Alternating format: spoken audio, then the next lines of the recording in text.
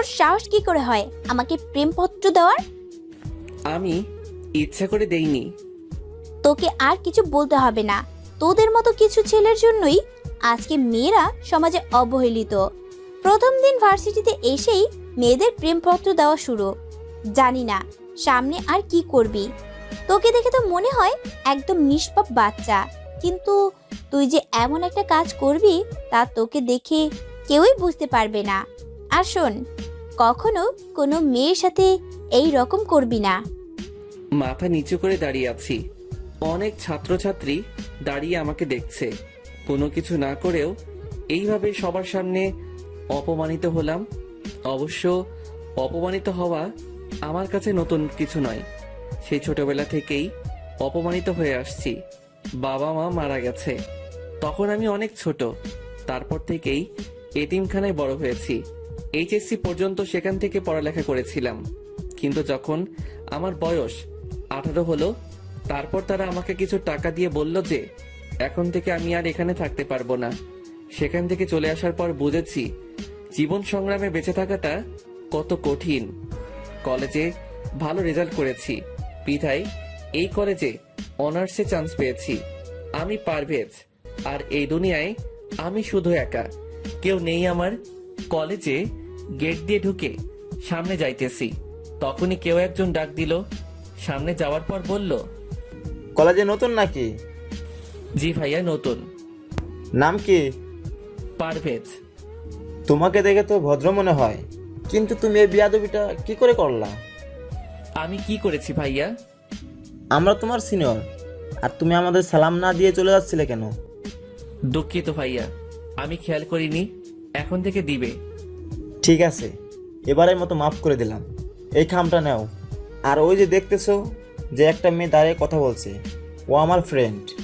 তুমি ক্লাসে যাওয়ার সময় ওই মেয়েটাকে এই খামটা দিবা। এটা খুবই গুরুত্বপূর্ণ একটা কাগজ। আচ্ছা ভাইয়া দিব। তারপর মেয়েটাকে খাম দেওয়ার পর কি হলো তা তো আপনারা জানেনই। ক্লাসে চলে আসলাম। কিছুক্ষণ পর দেখলাম ওই ছেলেগুলো আর ওই মেয়েটাও ক্লাসে আসছে। তার মানে ছেলেগুলো আমার সিনিয়র নয়। স্যার এসে সবার সাথে পরিচয় পর্ব সেরে নিলেন। প্রথম দিন ছিল বলে আজকে তেমন আর ক্লাস হয়নি। কলেজ থেকে বের হব তখনই দেখলাম ওই ছেলেগুলো আড্ডা দিচ্ছে আর বলতে লাগলো, সাকিব, তুই তো ছেলেটাকে ভালোই বোকা বানালি। ছেলেটাকে দিয়ে অনেক মজা পেয়েছি। তাজা বলেছিস, ছেলেটা কিন্তু ভীষণ বোকা। কালকে আবার নতুন কিছু দিতে হবে, ওকে? এই বলে সবাই হাসতে লাগলো। কলেজ থেকে বের হয়ে আসলাম আর ভাবতে থাকলাম এদের থেকে যতই দূরে থাকবো ততই ভালো। যাই হোক, এক রুমের বাসা ভাড়া করেছিলাম আর এতিমখানা থেকে একটা হোটেলে চাকরির ব্যবস্থা করে দিয়েছিল। 3টা থেকে রাত 9টা পর্যন্ত ডিউটি। বাসায় গিয়ে কিছু খেয়ে ঘুমিয়ে পড়লাম। ঘুম থেকে উঠতে একটু দেরি হয়ে গেছিল, তাই হোটেলে ঠিক টাইমে পৌঁছাতে পারি নাই। হোটেলে পৌঁছানোর পর ম্যানেজার বলল, এই জন্যই তোমাদের মতো ভার্সিটি পড়ুয়া ছেলেদের কাজ দিতে নেই। প্রথম দিনেই দেরি। সরি স্যার, আর হবে না। যাও কাজ করো। রাত 9টার সময় কাজ শেষ হলো। বাসায় আসতে আসতে 10টা বেজে গেল। রাতের খাবার হোটেলেই খাই। বাসায় এসে পড়তে বসলাম। পড়া শেষ করে ঘুমাতে গেলাম। সকালে ঘুম থেকে উঠে ফ্রেশ হয়ে কিছুক্ষণ পড়লাম। তারপর কলেজে গেলাম। কলেজে যাওয়ার পর আবার সেই ছেলেটা সাকিব ডাক দিল। তোকে না বলেছিলাম আমাদের সালাম দিতে? সালাম কেন দিব? আমরা তো একসাথেই পড়ি। তোরে তো। তখনই একজন স্যার চলে আসলো। কি হচ্ছে কি এখানে? যাও ক্লাসে যাও। তারপর ক্লাসে চলে আসলাম। ক্লাসটা শেষ করে যখনই বাইরে আসবো তখনই একটা ছেলে আমাকে ধাক্কা দিল। তোর সাহস কি করে হয় আমাকে জড়িয়ে ধরার? আমি ইচ্ছে করে করিনি, কে যেন আমাকে ধাক্কা দিয়েছে। অন্যায় করে আবার মিথ্যা কথা বলিস? প্রথম দিন আমাকে লাভ স্টোরি দিলি, আজকে আবার জড়িয়ে ধরেছিস। তোকে যেন আর কখনো আমার সামনে না দেখি। এই বলে মেয়েটা চলে গেল। তখনই সাকিব বলল, কিরে, কেমন দিলাম? এখন থেকে সব সময় আমাকে সালাম দিবি। কিছু বললাম না, জানি এদের কিছু বলে লাভ হবে না। চলে আসলাম সেখান থেকে। রাস্তা দিয়ে হাঁটছি। আমি কি শুধু সবার কাছে অবহেলিত হয়ে থাকবো? বাইরের পৃথিবীটা যে কত কষ্টের তা এখন বুঝতে পারছি। বাসায় চলে আসলাম। আজকে আর ঘুমালাম না, ঠিক টাইমেই হোটেলে চলে আসছি। তখনই ম্যানেজার এসে বলল, পারভেজ, এই খাবারগুলো ওই টেবিলে দিয়ে এসো। আচ্ছা স্যার। খাবার দিতে গেলাম, তখনই একজন বলল, এতক্ষণ লাগে খাবার দিতে? সে কখন থেকে অপেক্ষা করছি। ঠিক টাইমেই তো দিলাম স্যার। আবার মুখে মুখে কথা, যাও এখান থেকে। চলে আসলাম ওখান থেকে, ঠিক টাইমে খাবার দিলাম। তারপরে বলে যে দেরি হয়েছে। হোটেলের কাজ শেষ করে বাসায় চলে আসলাম। কিছুক্ষণ পড়ার পর ঘুমোতে গেলাম। শুয়ে শুয়ে ভাবছি, আমার জীবনের লক্ষ্য কি? এই দুনিয়ায় তো আমার কেউ নেই, না আছে কোনো আত্মীয় স্বজন, না আছে কোনো বন্ধু। আমার সাথে তো কেউ ভালো ব্যবহার করে না। জানি না এই অবহেলিত জীবনের সমাপ্তি কখন ঘটবে। আমি মরে গেলে আমার লাশ দাফন করার জন্য কেউ থাকবে না। এসব ভাবছি আর দু চোখ বেয়ে পানি পড়ছে। সকালে ঘুম থেকে উঠে কিছুক্ষণ পড়লাম, তারপর কলেজে আসলাম। ক্লাসে বসে আছি, সবাই যার যার মতো আড্ডা দিচ্ছে, আর আমি পিছনের বেঞ্চে বসে আছি। কারণ হলো আমি তাদের মতো নই। হঠাৎ করে সাকিব বলল, কিরে, তুই প্রতিদিন একই শার্ট পরে কলেজ আসিস কেন? কলেজের মানবতার দেওয়াল থেকে কিছু কাপড় নিস, ওগুলো তোর পরনের কাপড় থেকেও ভালো। এটা বলার পরই সবাই হাসতে লাগলো, আর আমি মাথা নিচু করে চোখের পানি ফেলছি। স্যার ক্লাসে আসলো, পড়ানো শুরু করলেন। ক্লাস শেষ করে কলেজ ক্যান্টিনে আসলাম। খুবই ক্ষুধা লাগছিল, তাই কিছু খেতে গেলাম। একটা চেয়ারে বসে সিঙ্গারা খাচ্ছি, তখনই সাকিব আর ওর বন্ধুরা আসলো। তারা সবাই আমার পাশে থাকা চেয়ারে বসলো। ওই মামা, সিঙ্গারা দাও তো। তারা সবাই আমার পাশে বসে সিঙ্গারা খাচ্ছে। সিঙ্গারা খাওয়ার পর আমাকে দেখিয়ে বলল, এই মামা, সিঙ্গারা টাকা ও দেবে। আমাকে কিছু বলার সুযোগ না দিয়েই তারা চলে গেল। তারপর বাধ্য হয়ে আমাকে টাকা দিতে হলো। তারপর সেখান থেকে বাসায় চলে আসলাম। ভাবছি আজকে দুপুরে না খেয়ে থাকতে হবে। আমার মতো ছেলের না খেয়ে থাকলে কারো যায় আসে না। বাসায় বসে এসব ভাবছি, তখনই পাশের বাসার এক বড় ভাই এসে বলল, পারভেজ, তোমার রক্তের গ্রুপ কি? বি পজিটিভ ভাই। তুমি কি রক্ত দিতে পারবে? জি ভাই, পারবো। তারপর বড় ভাইয়ের সাথে হাসপাতালে গেলাম রক্ত দিতে। রক্ত দেওয়ার পর কিছুক্ষণ বেডে শুয়ে বিশ্রাম নিলাম। দুপুরে আর না খেয়ে থাকতে হয়নি, অনেক কিছু খেতে দিয়েছিল আমাকে। সেখান থেকে আর বাসায় গেলাম না, ওখান থেকেই হোটেলে চলে গেলাম। আজকে অনেক দেরি হয়ে গেছে, জানি না আজকে গেলে ম্যানেজার কি বলবে। হোটেলে যাওয়ার পরই ম্যানেজার বলল, তোমার কি কোনো দায়িত্ববোধ নেই? তোমাকে বলেছিলাম না যে দেরি করবে না? Sorry sir. এখানে আর দাঁড়িয়ে না থেকে যাও, কাজ করো। কাজ শেষ করে বাসায় আসলাম।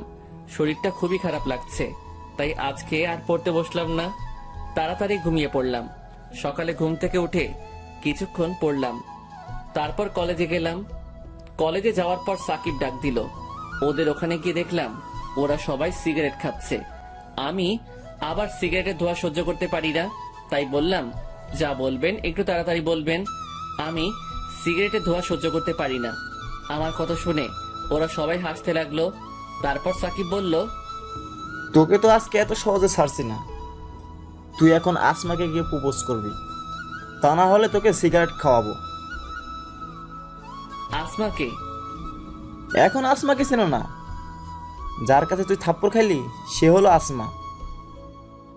আমি এটা করতে পারবো না। তাহলে তোকে জোর করে সিগারেট খাওয়াবো, তাও আবার অন্য স্টাইলে। এই গাঁজাগুলো সিগারেটের ভিতর ভর, তারপর ওকে জোর করে খাওয়াবো।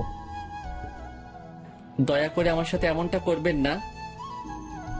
তাহলে যা, আসমাকে প্রপোজ কর। বাধ্য হয়ে প্রপোজ করতে গেলাম। আসমার সামনে গিয়ে মাথা নিচু করে আসমাকে প্রপোজ করলাম। ছোট লোকের বাচ্চা, তুই আবার আমাকে প্রপোজ করেছিস? তোকে বলেছিলাম না আর কখনো আমার সামনে আসবি না। তারপর আমাকে প্রিন্সিপালের রুমে নিয়ে গেল। স্যার আমাকে অনেক বিরক্ত করছে। তুমি আসমাকে বিরক্ত কেন করছো? তোমাদের মতো ছেলেদের জন্য কলেজের মান সম্মান নষ্ট হয়। আমি তোমাকে কলেজ থেকে বহিষ্কার করব।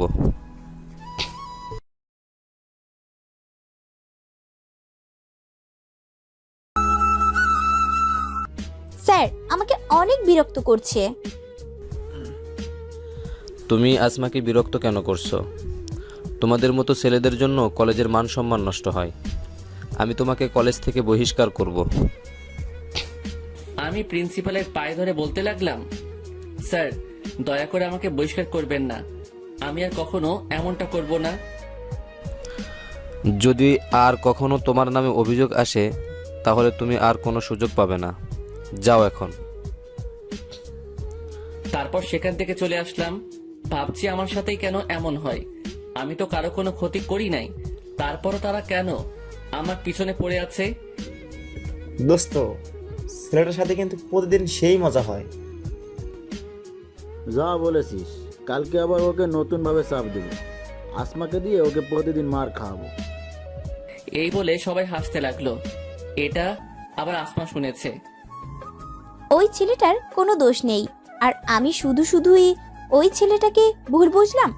কালকে কলেজে আসলে সরি বলতে হবে। রাতে শুয়ে শুয়ে ভাবছি, কালকে কলেজে গেলে তো আবার সাকিব আমার সাথে ওই রকম করবে। মনে হয় না আর ওই কলেজে বেশি দিন থাকতে পারবো। এইসব ভাবতে ভাবতে ঘুমিয়ে পড়লাম। পরের দিন কলেজে গেলাম। যাওয়ার পরই আসমা ডাক দিল। সরি। কেন?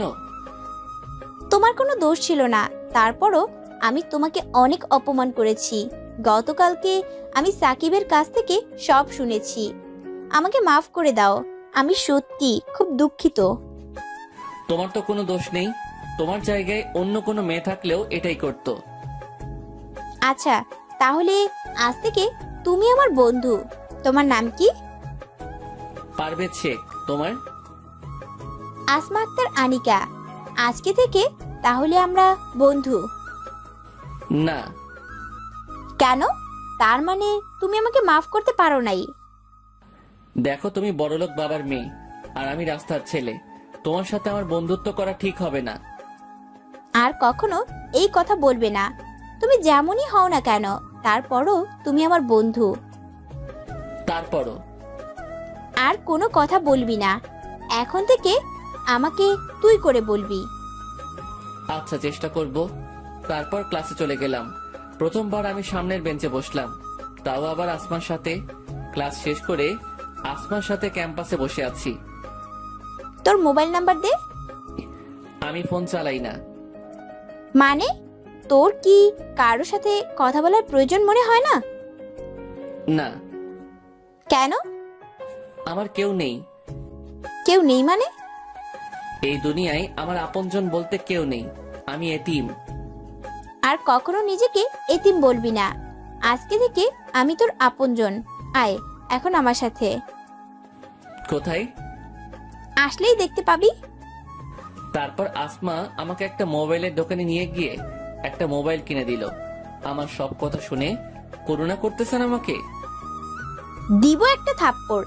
এত বেশি বুঝিস কেন? তোরে এই মোবাইল দিয়েছি আমার সাথে কথা বলার জন্য। এখন চলো। কোথায়? চল। তারপর আমাকে একটা রেস্টুরেন্টে নিয়ে গেল। দুপুরে একটা রেস্টুরেন্টে খেলাম। খাওয়ার পর আসমাকে বললাম, আমি তাহলে এখন যাই। কোথায় যাবি? কাজে যাব।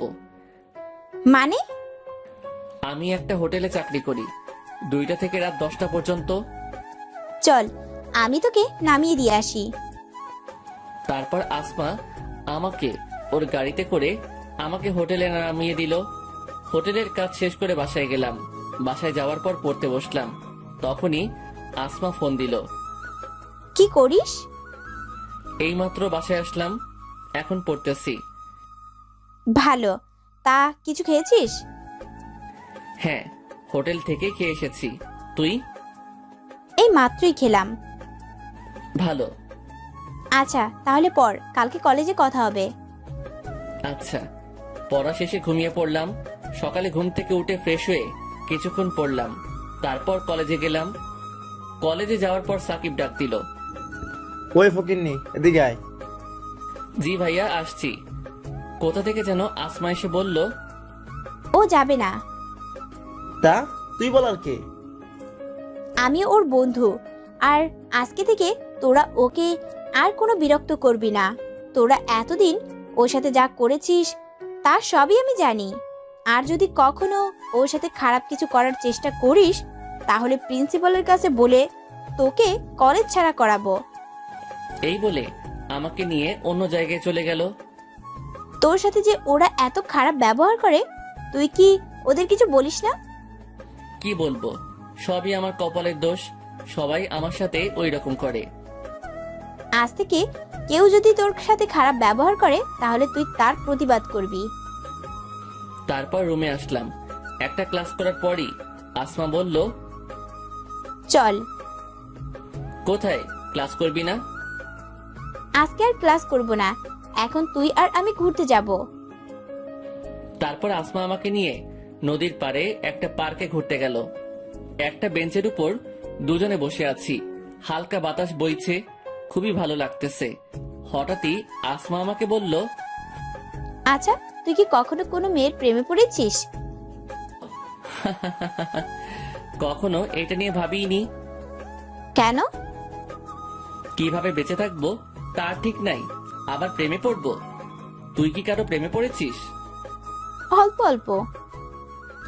বুঝলাম না। বুঝতে হবে না, এখন চল ফুচকা খাবো। তারপর আসমা আমাকে নিয়ে ফুচকা খেতে গেল। ফুচকা খাওয়ার পর আসমা আমাকে হোটেলে নামিয়ে দিল। হোটেলের কাজ শেষে রাতে বাসায় গিয়ে শুয়ে শুয়ে ভাবছি, জীবনে প্রথমবার মনে হলো আমি একা নই। প্রথমবার মনে হলো কোনো আপনজনের ভালোবাসা পেয়েছি। যতক্ষণ আসমার সাথে ছিলাম ততক্ষণ মনেই হয়নি যে এই দুনিয়ায় আমার কেউ নেই।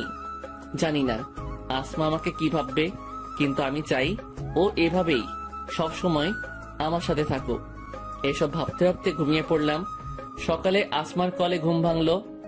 তারপর ঘুম থেকে উঠে ফ্রেশ হয়ে কিছুক্ষণ পড়লাম, তারপর কলেজে গেলাম। কলেজে যাওয়ার পর আসমা বলল, তোর চোখ লাল কেন? রাতে ঠিকভাবে ঘুম হয়নি। কেন? এমনি। আচ্ছা, যাই হোক, আজকে তোকে হোটেলে যেতে হবে না। কেন? আজকে আমার জন্মদিন, সন্ধ্যায় বাসায় পার্টি আছে, আর তুই সেখানে অবশ্যই আসবি। শুভ জন্মদিন, কিন্তু আমি না গেলে হয় না? আমি একটা এতিম ছেলে, আমার ভালো কোনো জামা কাপড় নেই। আর সব থেকে বড় কথা হলো আমার পরিচয় দেওয়ার মতো পরিচয় নেই। কেউ জিজ্ঞাসা করলে কি বলবো? কি বললি তুই? কেন? আসলে কি হবে? আর তুই আমার বন্ধু, এটাই তোর পরিচয়। আমি সত্যি বলছি, আসলে সেখানে কত বড় বড় লোক থাকবে, আর আমি সামান্য একটা হোটেলে কাজ করা এতিম ছেলে। তুই অনেক কথা শুনবি, সবাই বলবে আমার মতো একটা ছেলে কি করে তোর বন্ধু হলো। সবাই কি বললো তা আমি পরোয়া করি না। তুই যদি আমাকে তোর বন্ধু মনে করিস তাহলে অবশ্যই আসবি। আর এভাবে খালি খালি জন্মদিনের শুভেচ্ছা জানালে হবে না। আমার গিফট কই? ইয়ে মানে গিফট? গিফটের কথা শুনেই আমার মনটা খারাপ হয়ে গেল। আচ্ছা, নিয়ে আসবো। এই, আমি খুবই দুঃখিত, আমি তো মজা করছিলাম। তোর কোনো গিফট আনতে হবে না, তুই আসলেই আমি খুশি। না, তা কি করে হয়? সেখানে সবাই তো গিফট নিয়ে আসবে। সবাই আর তুই এক না, তোর কাছে আমার কোনো গিফট চাই না। আমার কাছে তুই আমার জন্য গিফট। তোর সাথে সময় কাটানোর পর যে ভালো লাগা কাজ করে তা আমার জীবনে আর কখনো হয়েছে কিনা জানি না। তোর কোনো গিফট আনতে হবে না, শুধু তুই আসলেই আমি অনেক খুশি হব। আচ্ছা, দেখা যাবে, এখন চল। তারপর ক্লাসে গেলাম। আজকে আসমা কলেজ থেকে একটু তাড়াতাড়ি চলে গেল। আসমা চলে যাওয়ার পর কেমন জানি ভালো লাগছিল না, তাই আমিও বাসায় চলে আসলাম। বাসায় এসে ভাবতে থাকলাম আমার কি করা উচিত। সেখানে যাওয়া কি ঠিক হবে, না শুধু গিফটটা দিয়ে আসবো? যদি যাই তাহলে আসমা অনেক কথা শুনবে, সেটা আমি নিশ্চিত। আর যদি না যাই তাহলে তো আসমা অনেক কষ্ট পাবে। না, আমি আসমাকে জেনে শুনে কষ্ট দিতে পারি না। ওই জীবনে প্রথম কোনো ব্যক্তি যে আমার এতটা খেয়াল রেখেছিল। আমি আসমাকে কখনো কষ্ট দিতে পারি না। কিন্তু আসমার জন্য কি গিফট কিনবো? যাই কিনি না কেন সেটা ওর জন্মদিনে সব থেকে কম দামি গিফট হবে। অনেক কষ্ট করে 2000 টাকা জমিয়েছিলাম। ভেবেছিলাম বাবা মায়ের জন্য মিলাদ পড়াবো।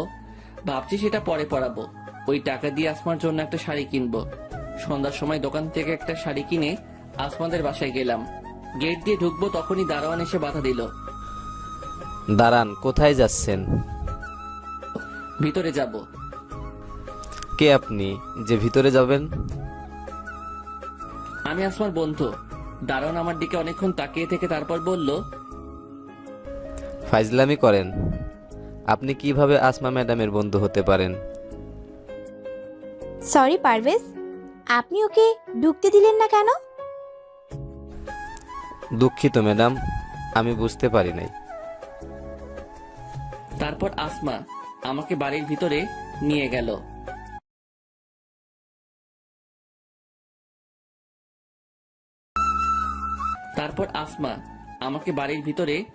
গেল। বাড়ির ভিতরে ঢুকেই তো আমি অবাক চোখে তাকিয়ে আছি। অনেক বড় বাড়ির ভিতরে নিয়ে আসলো আমাকে। আর পুরো বাড়ি অনেক সুন্দর করে সাজানো হয়েছে। এখানে যারা এসেছে তারা সবাই অনেক বড় লোক। আর আমাকে দেখে যে কেউই বুঝে যাবে আমি কি রকম ছেলে। সবাই আমার দিকে তাকাচ্ছে। কেমন জানি লাগছে আমার। এখানে না আসলেই বুঝি ভালো হতো। এসব ভাবতে থাকলাম। তারপর আসমা আমাকে নিয়ে কেক কাটতে গেল। প্রথমে ওর বাবা মা, তারপর আমাকে খাইয়ে দিল। আমি বোকার মতো আসমার দিকে তাকিয়ে আছি। আর বাকিরা সবাই অনেক অবাক হয়েছে, কারণ আমার মতো একটা ছেলেকে আসমা ওর বাবা মায়ের পর কেক খাইয়ে দিল। আমি আসমাকে কিছু বলতেও পারছি না। এখান থেকে তাড়াতাড়ি যেতে পারলেই বাঁচি। খাওয়া দাওয়ার পর আসমা বলল, বাবা মায়ের সাথে কথা বলবি চল। ইয়ে মানে আজকে না বললে হয় না? কেন, কি হয়েছে? আমার শরীর খুবই খারাপ লাগছে। আমি এখন বাসায় যাই, পরে একসময় কথা বলবো। আচ্ছা যা, বাসায় গিয়ে ফোন দিস। এই প্যাকেটটা রাখো। কি আছে এতে? খোলার পরই দেখতে পারবি। আচ্ছা, এখনই খুলতেছি। এই না, এখন খুলতে হবে না, পরে খুলিস। পরে খুলবো কেন? কি আছে এতে? সেটা পরে খুললেই দেখতে পারবি। আমি এখন যাই। তারপর সেখান থেকে বাসায় চলে আসলাম। বিছানায় শুয়ে শুয়ে ভাবছি, আসমা ওর বাবা মায়ের পরই আমাকে কেন কেক খাইয়ে দিল। আমি কল্পনাই করতে পারি নাই যে আসমা আমাকে তখন কেক খাইয়ে দিবে। সেখানে উপস্থিত সবাই অনেক অবাক হয়েছে। আসমার বাবা মা কি ভাববে জানি না। এত কিছু হওয়ার পরও কিভাবে তাদের সাথে কথা বলতাম। তাই তো দেখা না করেই চলে এসেছি। আসমাকে যত দেখছি ততই অবাক হচ্ছি। ও কি শুধুই আমাকে ফ্রেন্ড ভাবে, না অন্য কিছু? ওর সাথে যদি আর কিছুদিন এভাবে থাকি তাহলে আমি তোকে ভালোবেসে ফেলবো। এখনই ওর কথা না ভেবে একদিনও থাকতে পারি না। ওই আমার জীবনের প্রথম ব্যক্তি যে আমার এতটা খেয়াল রাখছে। জীবনের প্রথমবার মনে হয়েছে কোনো আপনজনের ভালোবাসা পেয়েছি। জানি না ওকে ছাড়া কোনোদিনও থাকতে পারবো কিনা, কিন্তু ও তো আর সবসময় আমার সাথে থাকবে না। আমার মনে হয় ও আমাকে ভালোবাসে। তাহলে কি ওকে আমার মনের কথা বলে দিব? কিন্তু ও যদি আমাকে ভালো না বাসে তাহলে তো আমাকে ভুল বুঝবে। তার চেয়ে না বলাই থাক, শুধু বন্ধু হয়ে থাকি। সকালে ঘুম থেকে উঠে মোবাইলটা হাতে নিলাম। দেখলাম রাতে আসমা অনেকগুলো কল করেছিল। মোবাইল সাইলেন্ট করা ছিল, তাই শুনতে পাইনি। এখন আর কল দিলাম না। তারপর ফ্রেশ হয়ে খেয়ে কিছুক্ষণ পড়লাম। তারপর কলেজে গেলাম।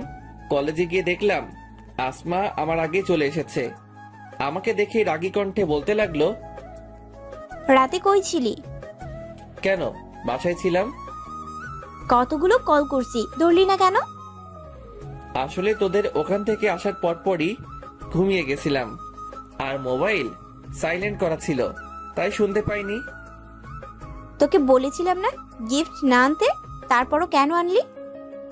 কেন, পছন্দ হয়নি? দিব এক থাপ্পড়। পছন্দ হবে না কেন? কত সুন্দর একটা শাড়ি, কিন্তু তুই এত টাকা কিভাবে জোগাড় করলি? এত টাকা কোথায় পেলি? মাত্র 2000 টাকা। তোর জন্মদিনে সব থেকে কম দামি গিফট। টাকা আমার কাছে ছিল।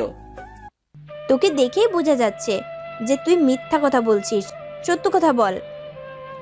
আসলে একটু একটু করে ওই টাকাগুলো জমিয়েছিলাম। ভেবেছিলাম বাবা মায়ের নামে মিলাদ পড়াবো।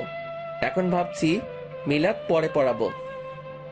তার মানে ওই টাকা দিয়েই তুই আমার জন্য শাড়ি কিনেছিস? হুম। আসমার দু চোখ বেয়ে পানি পড়ছে, আর সাথে সাথেই আমাকে জড়িয়ে ধরে কাঁদতে কাঁদতে বলল, কেন তুই ওই টাকা দিয়ে শাড়ি কিনতে গেলি? তোর কাছে আমার কোনো গিফট চাই না। আমার কাছে তুই সব থেকে বড় গিফট। চল এখন কোথায়? একটা এতিমখানায় যাব, কেন? তোর বাবা মায়ের জন্য মিলাদ পড়াতে। দুঃখিত, এটা আমি করতে পারবো না। কেন?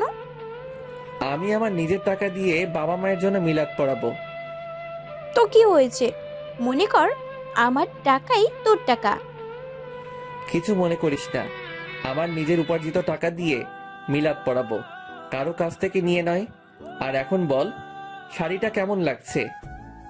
অনেক সুন্দর। তা কখনো কি শাড়িটা পরবি? পরবো না কেন? না মানে শাড়িটা তো অনেক কম দামি। তুই তো মনে হয় এত কম দামি জিনিস পরিস না, তাই বললাম। পরিনি তো কি হয়েছে, এখন থেকে পরবো। কালকে বিকালেই শাড়ি পরে তোর সাথে নদীর পাড়ে ঘুরতে যাব। দেখা যাবে, এখন চল। তারপর ক্লাস করে বাসায় চলে গেলাম। ফ্রেশ হয়ে হোটেলে আসলাম। ম্যানেজারকে বললাম, স্যার কালকে আমার ছুটি লাগবে। তারপর ম্যানেজার বলল, রোজ রোজ তোমাকে ছুটি দিতে পারবো না। যদি কাজ করতে মন না চায় তাহলে আর আসার দরকার নেই। সরি স্যার, আর কখনো ছুটি নিব না, শুধু কালকেই লাস্ট। মনে থাকে যেন কথাটা। কালকের পরে ছুটি নিতে হলে একবারে নিবে। এখন যাও, কাজ করো। রাতে কাজ করে বাসায় এসে কিছুক্ষণ পড়লাম। পড়ার পর ঘুমাতে গেলাম। ভাবতে থাকলাম আসমার কথা। প্রথম কোনো মেয়ে আমাকে জড়িয়ে ধরলো। আমি কল্পনাই করতে পারি নাই যে আসমা আমাকে জড়িয়ে ধরবে। ওর সাথে থাকতে থাকতে কখন যে ওকে ভালোবেসে ফেলেছি তা নিজেও জানি না। এখন তো এমন হয়েছে, ওর সাথে কথা না বলে থাকতেই পারি না। যখনই কেউ আমার সাথে খারাপ ব্যবহার করে তখনই আসমার হাসি মুখটা চোখের সামনে ভেসে ওঠে। তখন সেই সব অপমান আর গায়ে লাগে না। কালকে বিকালে আসমা আমার দেওয়া শাড়ি পরবে। তাহলে কালকে কি আসমাকে আমার মনের কথা বলে দিব? জানি না ও আমাকে কি ভাববে। সকালে ঘুম থেকে উঠে ফ্রেশ হয়ে কলেজে গেলাম। আজকে একটু আগে কলেজে চলে আসলাম। গিয়ে দেখি আসমা এখনো আসেনি। কিছুক্ষণ একটা বেঞ্চের উপর বসলাম। এর মধ্যে আসমাও চলে এসেছে। আমার কাছে এসে বলতে লাগলো, আজকে এত তাড়াতাড়ি চলে এসেছিস? সবসময় তো আমার পরে আসতি। এমনি আগে চলে এসেছি। আজকে বিকালে যখন ঘুরতে যাব তখন তোকে একটা কথা বলবো। আমিও তোকে কিছু বলবো। কি বলবি? তার সময় হলেই জানতে পারবি। আচ্ছা ঠিক আছে, এখন চল ক্লাসে যাই। চল। ক্লাস শেষ করে বাসায় চলে আসলাম। গোসল করে কিছু খেলাম। তারপর একটু ঘুমিয়ে নিলাম। তারপর তৈরি হয়ে নদীর পাড়ে গেলাম আসমার সাথে দেখা করতে। আসমার আসার আগেই আমি সেখানে চলে গেছি। আমি খুবই চিন্তিত। জানি না আসমাকে আমার ভালোবাসার কথা বললে ও কিভাবে নেবে সেটা। যদি ও আমাকে ভালো না বাসে তাহলে হয়তো আমাদের বন্ধুত্ব ভেঙে যাবে। কিন্তু আমি তো আসমাকে ছাড়া থাকতে পারবো না। অনেক ভালোবেসে ফেলেছি ওকে। কিন্তু ও আমাকে কি কথা বলবে? ও কি আমায় ভালোবাসে? এসবই মাথায় ঘুরপাক খাচ্ছে। এর ভিতরে আসমা চলে এসেছে। আমার দেওয়া শাড়ি পরে এসেছে। খুবই সুন্দর লাগছে ওকে। ওর দিকে এক ধ্যানে তাকিয়ে থাকলাম। ও আমার কাছে এসে বলতে লাগলো, এভাবে তাকিয়ে কি দেখছিস? তোকে দেখছি। আমাকে আজকে নতুন দেখছিস মনে হয়। তা না, তোকে আজকে অনেক সুন্দর লাগছে। ভাবছি সত্যি কি এটা তুই না অন্য কেউ। আর শাড়িটা পরার জন্য ধন্যবাদ। তাকিয়ে থাকতে হবে না, আর ধন্যবাদও দিতে হবে না। এখন চল কিছুক্ষণ হাঁটি। তারপর আসমার সাথে হাঁটতে থাকলাম। আসমা কথা বলছে আর আমি নির্বাক শ্রোতার মতো ওর কথা শুনছি আর ওকে দেখছি। আজকে আসমাকে খুবই সুন্দর লাগছে। ভাবছি এখনই ওকে ভালোবাসার কথা বলবো, কিন্তু তার আগে আসমা বলল, চল ফুচকা খেয়ে আসি। চলো। আমাকে নিয়ে ফুচকা খেতে গেল। তারপর দুজনে মিলে ফুচকা খেলাম।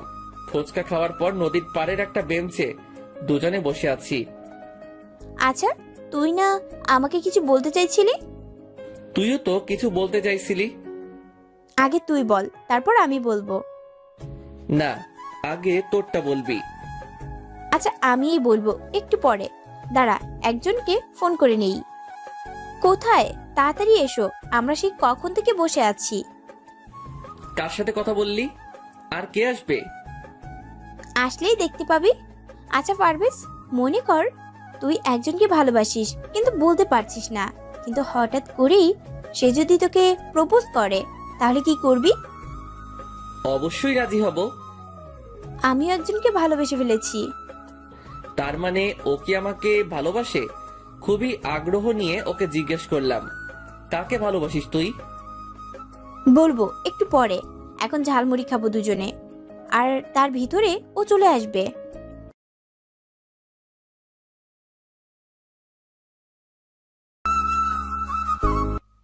বলবো একটু পরে, এখন ঝালমুড়ি খাবো দুজনে, আর তার ভিতরে ও চলে আসবে। কে আসবে? আসলেই দেখতে পাবি। তারপর দুজনে মিলে ঝালমুড়ি খেলাম। এর মধ্যে একটা ছেলে এসে আসমাকে বলতে লাগলো, ওই পারভেজ, হ্যাঁ। তারপর ছেলেটা আমাকে বলতে লাগলো, তোমার কথাও যে কতবার বলেছে তার কোনো ঠিক নেই। তুমি নাকি ওর লাইফে খুবই গুরুত্বপূর্ণ একজন। আমি আসমাকে জিজ্ঞেস করলাম, ছেলেটা কে? ও রাব্বি, আর আমি ওকেই ভালোবাসি। আসমার মুখে এই কথা শুনে মুহূর্তের মধ্যেই আমার মনে হলো কেউ আমার বুকে চাবুক দিয়ে আঘাত করতেছে। আসমাকে দেখে মনে হচ্ছে ও খুবই খুশি। কোনো রকমের চোখের পানি আটকে হাসি মুখে আসমাকে বললাম, কবে থেকে? আগে তো বললি না। ওকে আমি অনেক আগে থেকেই ভালোবাসি, কিন্তু ওকে কখনো বলা হয়নি। আমাদের বাসার পাশেই ওর বাসা। ওই আমার লাইফের ফার্স্ট ক্রাশ। আর আমার জন্মদিনের পার্টির পর ও আমাকে প্রপোজ করে। আমি প্রথমে খুবই অবাক হয়ে গেছিলাম, কারণ এর আগে কখনোই ও আমার সাথে কথা বলে নাই। আমি শুধু ওকে দূর থেকে দেখতাম। ও প্রপোজ করায় আমি এতটাই অবাক হয়ে গেছিলাম যে কিছুই বলতে পারছিলাম না। তারপর ও বলে যে আমাকে সময় নিতে। তারপর আমি আজকে ওকে হ্যাঁ বলে তোর সাথে পরিচয় করিয়ে দিতে আসলাম। হ্যাঁ, খুব ভালো একজন বন্ধু। আমার আসলে একটা কাজ আছে, তাই আমাকে এখন যেতে হবে। তোরা আড্ডা দে। তুই না আজকে হোটেল থেকে ছুটি নিলি? হ্যাঁ, কিন্তু আমাকে এখন এক জায়গায় যেতে হবে। আমি তোকে এখনই বলতাম, কিন্তু তার আগেই রাব্বি ভাইয়া চলে এসেছে। আচ্ছা তোমার যখন কাজ আছে তাহলে তোমাকে আর আটকে রাখা ঠিক হবে না। আচ্ছা যা, তাহলে কালকে কলেজে কথা হবে। ওখান থেকে তাড়াতাড়ি চলে আসলাম।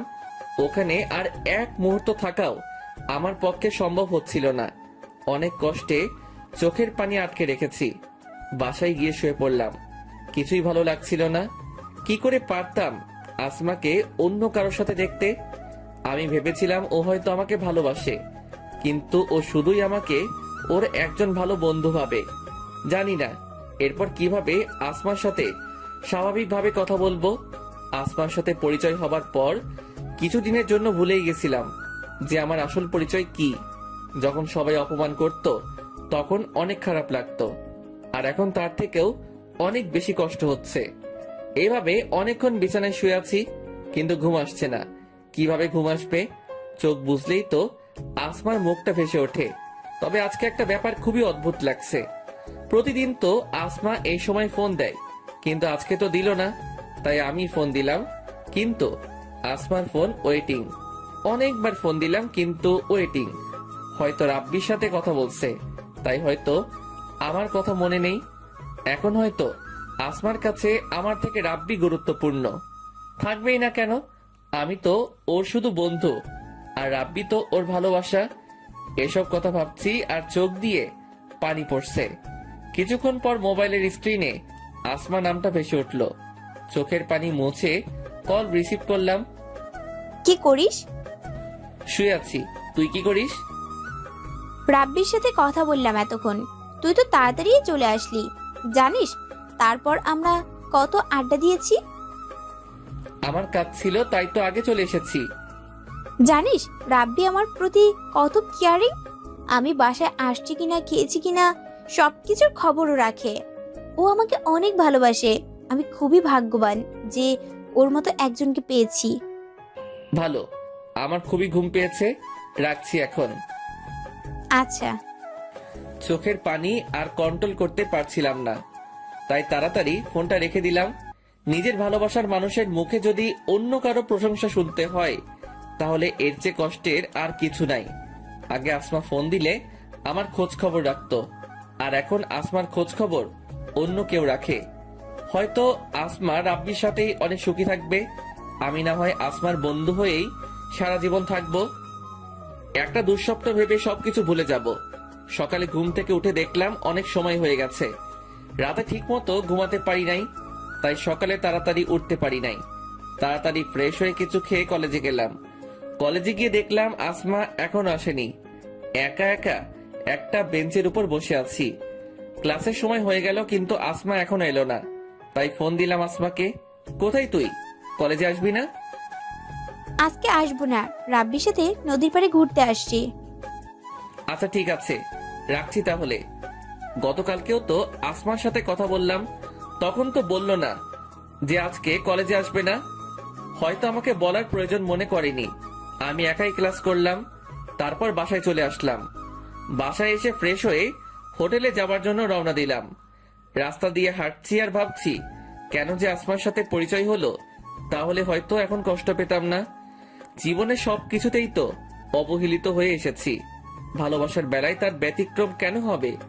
এসব ভাবছি আর হাঁটছি, তখনই দেখলাম আসমা আর রাব্বি বাইকে করে যাচ্ছে। রাব্বি বাইক চালাচ্ছে আর আসমা ওকে পেছন থেকে জড়িয়ে ধরে আছে। আমি আর ওদেরকে ডাক দিলাম না, ওরা ওদের মতো যাচ্ছে। আমি তাড়াতাড়ি হোটেলে চলে গেলাম। আসমাকে অন্য কারোর সাথে দেখলেই খুবই খারাপ লাগে। ও তো এখন খুবই ব্যস্ত, তাই হয়তো আমার খবর নেওয়ার সময় পাইনি। হোটেলে এসে কাজ করতেছিলাম। আজকে কেন জানি কাজ করতেও ভালো লাগছিল না। অন্য মনস্ক হয়ে খাবার নিয়ে একটা টেবিলে গেলাম। অসাবধানতা বশত কিছু খাবার একটা মেয়ের গায়ে পড়লো। ছোট লোক কোথাকার, দেখে কাজ করতে পারিস না? দিলি তো আমার জামাটা নষ্ট করে। জানিস তোর থেকে আমার জামার দাম বেশি। এর ভিতরে ম্যানেজার চলে এসেছে। কি হয়েছে এখানে? এই ছোট লোকটা আমার গায়ে খাবার ফেলে দিয়েছে। আমরা খুবই দুঃখিত ম্যাম, দয়া করে আর রাগারাগি করবেন না, তাতে আমাদের হোটেলের সম্মান নষ্ট হবে। আমরা ওর বিচার করব। পারভেজ, তুমি আমার সাথে এসো। ম্যানেজার আমাকে নিয়ে একটা রুমে গেল, তারপর বলতে লাগলো, তোমার কি কাজ করার ইচ্ছা নেই? মাঝে মাঝে ছুটি নাও, সময় মতো আসো না। তার উপর আবার আজকে যে ঘটনা ঘটালে, এরপর আর তোমাকে কাজে রাখা সম্ভব নয়। স্যার দয়া করে আমাকে কাজ থেকে বের করে দিবেন না, কথা দিচ্ছি এরপর আর আমার নামে কোনো অভিযোগ আসতে দিব না। মাফ করতে পারি এক শর্তে, এখন গিয়ে ওই মেয়েটার কাছে সরি বলবে। সে যদি মাফ করে তাহলেই তোমার চাকরি থাকবে। ঠিক আছে স্যার। তারপর মেয়েটার কাছে গিয়ে বললাম, সরি ম্যাম, আমাকে মাফ করে দিন, আমার ভুল হয়ে গেছে। দিলাম মাফ করে, এখন যা। হোটেলের কাজ করে রাতে বাসায় আসলাম। বিছানায় শুয়ে শুয়ে ভাবছি দুনিয়াটা বড় অদ্ভুত। অপরাধ না করেও মাপ চাইতে হলো। আর মেয়েটা যা বলেছে ঠিকই বলেছে, আমার থেকে তার জামার দামও অনেক বেশি। আসমাকে কল দিলাম কিন্তু ওয়েটিং। অনেকবার কল দিলাম কিন্তু ওয়েটিং। বিছানায় শুয়ে আছি, ভাবছি আসমা হয়তো কল দিবে, কিন্তু অনেক সময় হয়ে গেল কিন্তু কল দিল না। ওর কাছে কি আমি এতটাই মূল্যহীন যে একবার আমাকে কল দিতেও পারলো না? ওকে তো আর আমি ভালোবাসতে বলছি না, আমি তো শুধু ওর বন্ধু হয়েই থাকতে চাইছিলাম। এগুলো ভাবতে ভাবতে একটা সময় ঘুমিয়ে গেলাম। সকালে ঘুম থেকে উঠেই আগে ফোনটা হাতে নিলাম, কিন্তু যে আশায় হাতে নিয়েছিলাম তা পূরণ হয়নি। আসমা আমাকে একটিবারও কল করেনি, হয়তো ওর কাছে এখন রাব্বি সব।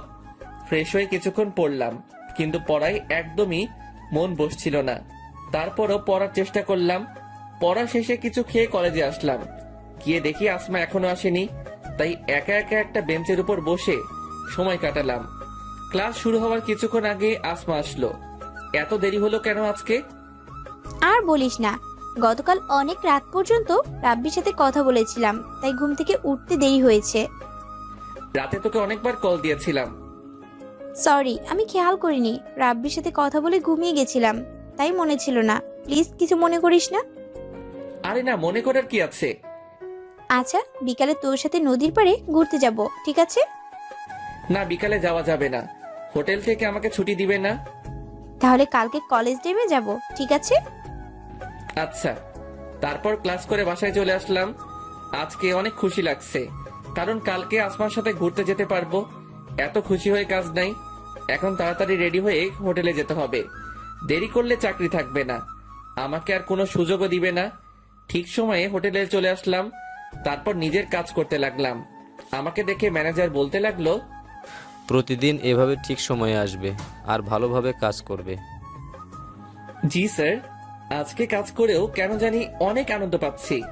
হয়তো আসমার জন্য, কারণ কালকে ওর সাথে নদীর পাড়ে ঘুরতে যাব। অনেকদিন পর আসমার সাথে আড্ডা দিব, ভাবতেই অনেক ভালো লাগছে। কাজ করে বাসায় চলে আসলাম। ফ্রেশ হয়ে কিছুক্ষণ পড়লাম। তারপর ভাবছি আসমাকে একটা ফোন দিব। যেই বাবা সেই কাজ, আসমাকে ফোন দিলাম, কিন্তু ফোন ওয়েটিং। অনেকবার ফোন দিলাম, তাও ওয়েটিং। তোর মুডটাই খারাপ হয়ে গেল। আরে, আমি এত চিন্তা করছি কেন? কালকে তো আসমার সাথে কথা হবেই, এই ভেবে ঘুমিয়ে পড়লাম। সকালে কলেজে গিয়ে দেখলাম আসমা এখনো আসেনি। আগে আসমা সব সময় আমার আগেই কলেজে আসতো। ইদানিং দেখছি আসমা কলেজে খুবই লেট করে আসে।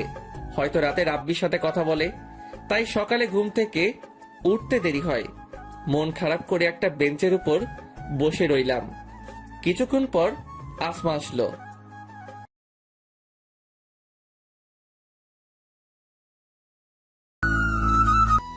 কিরে, এভাবে বেঞ্চের উপর বসে কি ভাবছিস? কিছু না, তোর জন্য অপেক্ষা করছি। সরি, আমার আসতে একটু দেরি হয়ে গেল। কোনো সমস্যা না। এখন চল নদীর পাড়ে যাই। চল। তারপর আমি আর আসমা নদীর পাড়ে ঘুরতে গেলাম। বেঞ্চের উপর বসে দুজনে কথা বলছি। হঠাৎ আসমা কার যেন ফোন দিয়ে আসতে বলল। কারে আসতে বললি? রাব্বিকে। মুহূর্তের মধ্যেই মনটা খারাপ হয়ে গেল। তার মানে আসমা আমার জন্য আসেনি, রাব্বির সাথে ঘুরতে এসেছে, আর আমাকে সাথে করে নিয়ে এসেছে। কিছুক্ষণ পর রাব্বি আসলো। রাব্বি আর আসমা কথা বলছে, আর আমি বোকার মতো বসে আছি।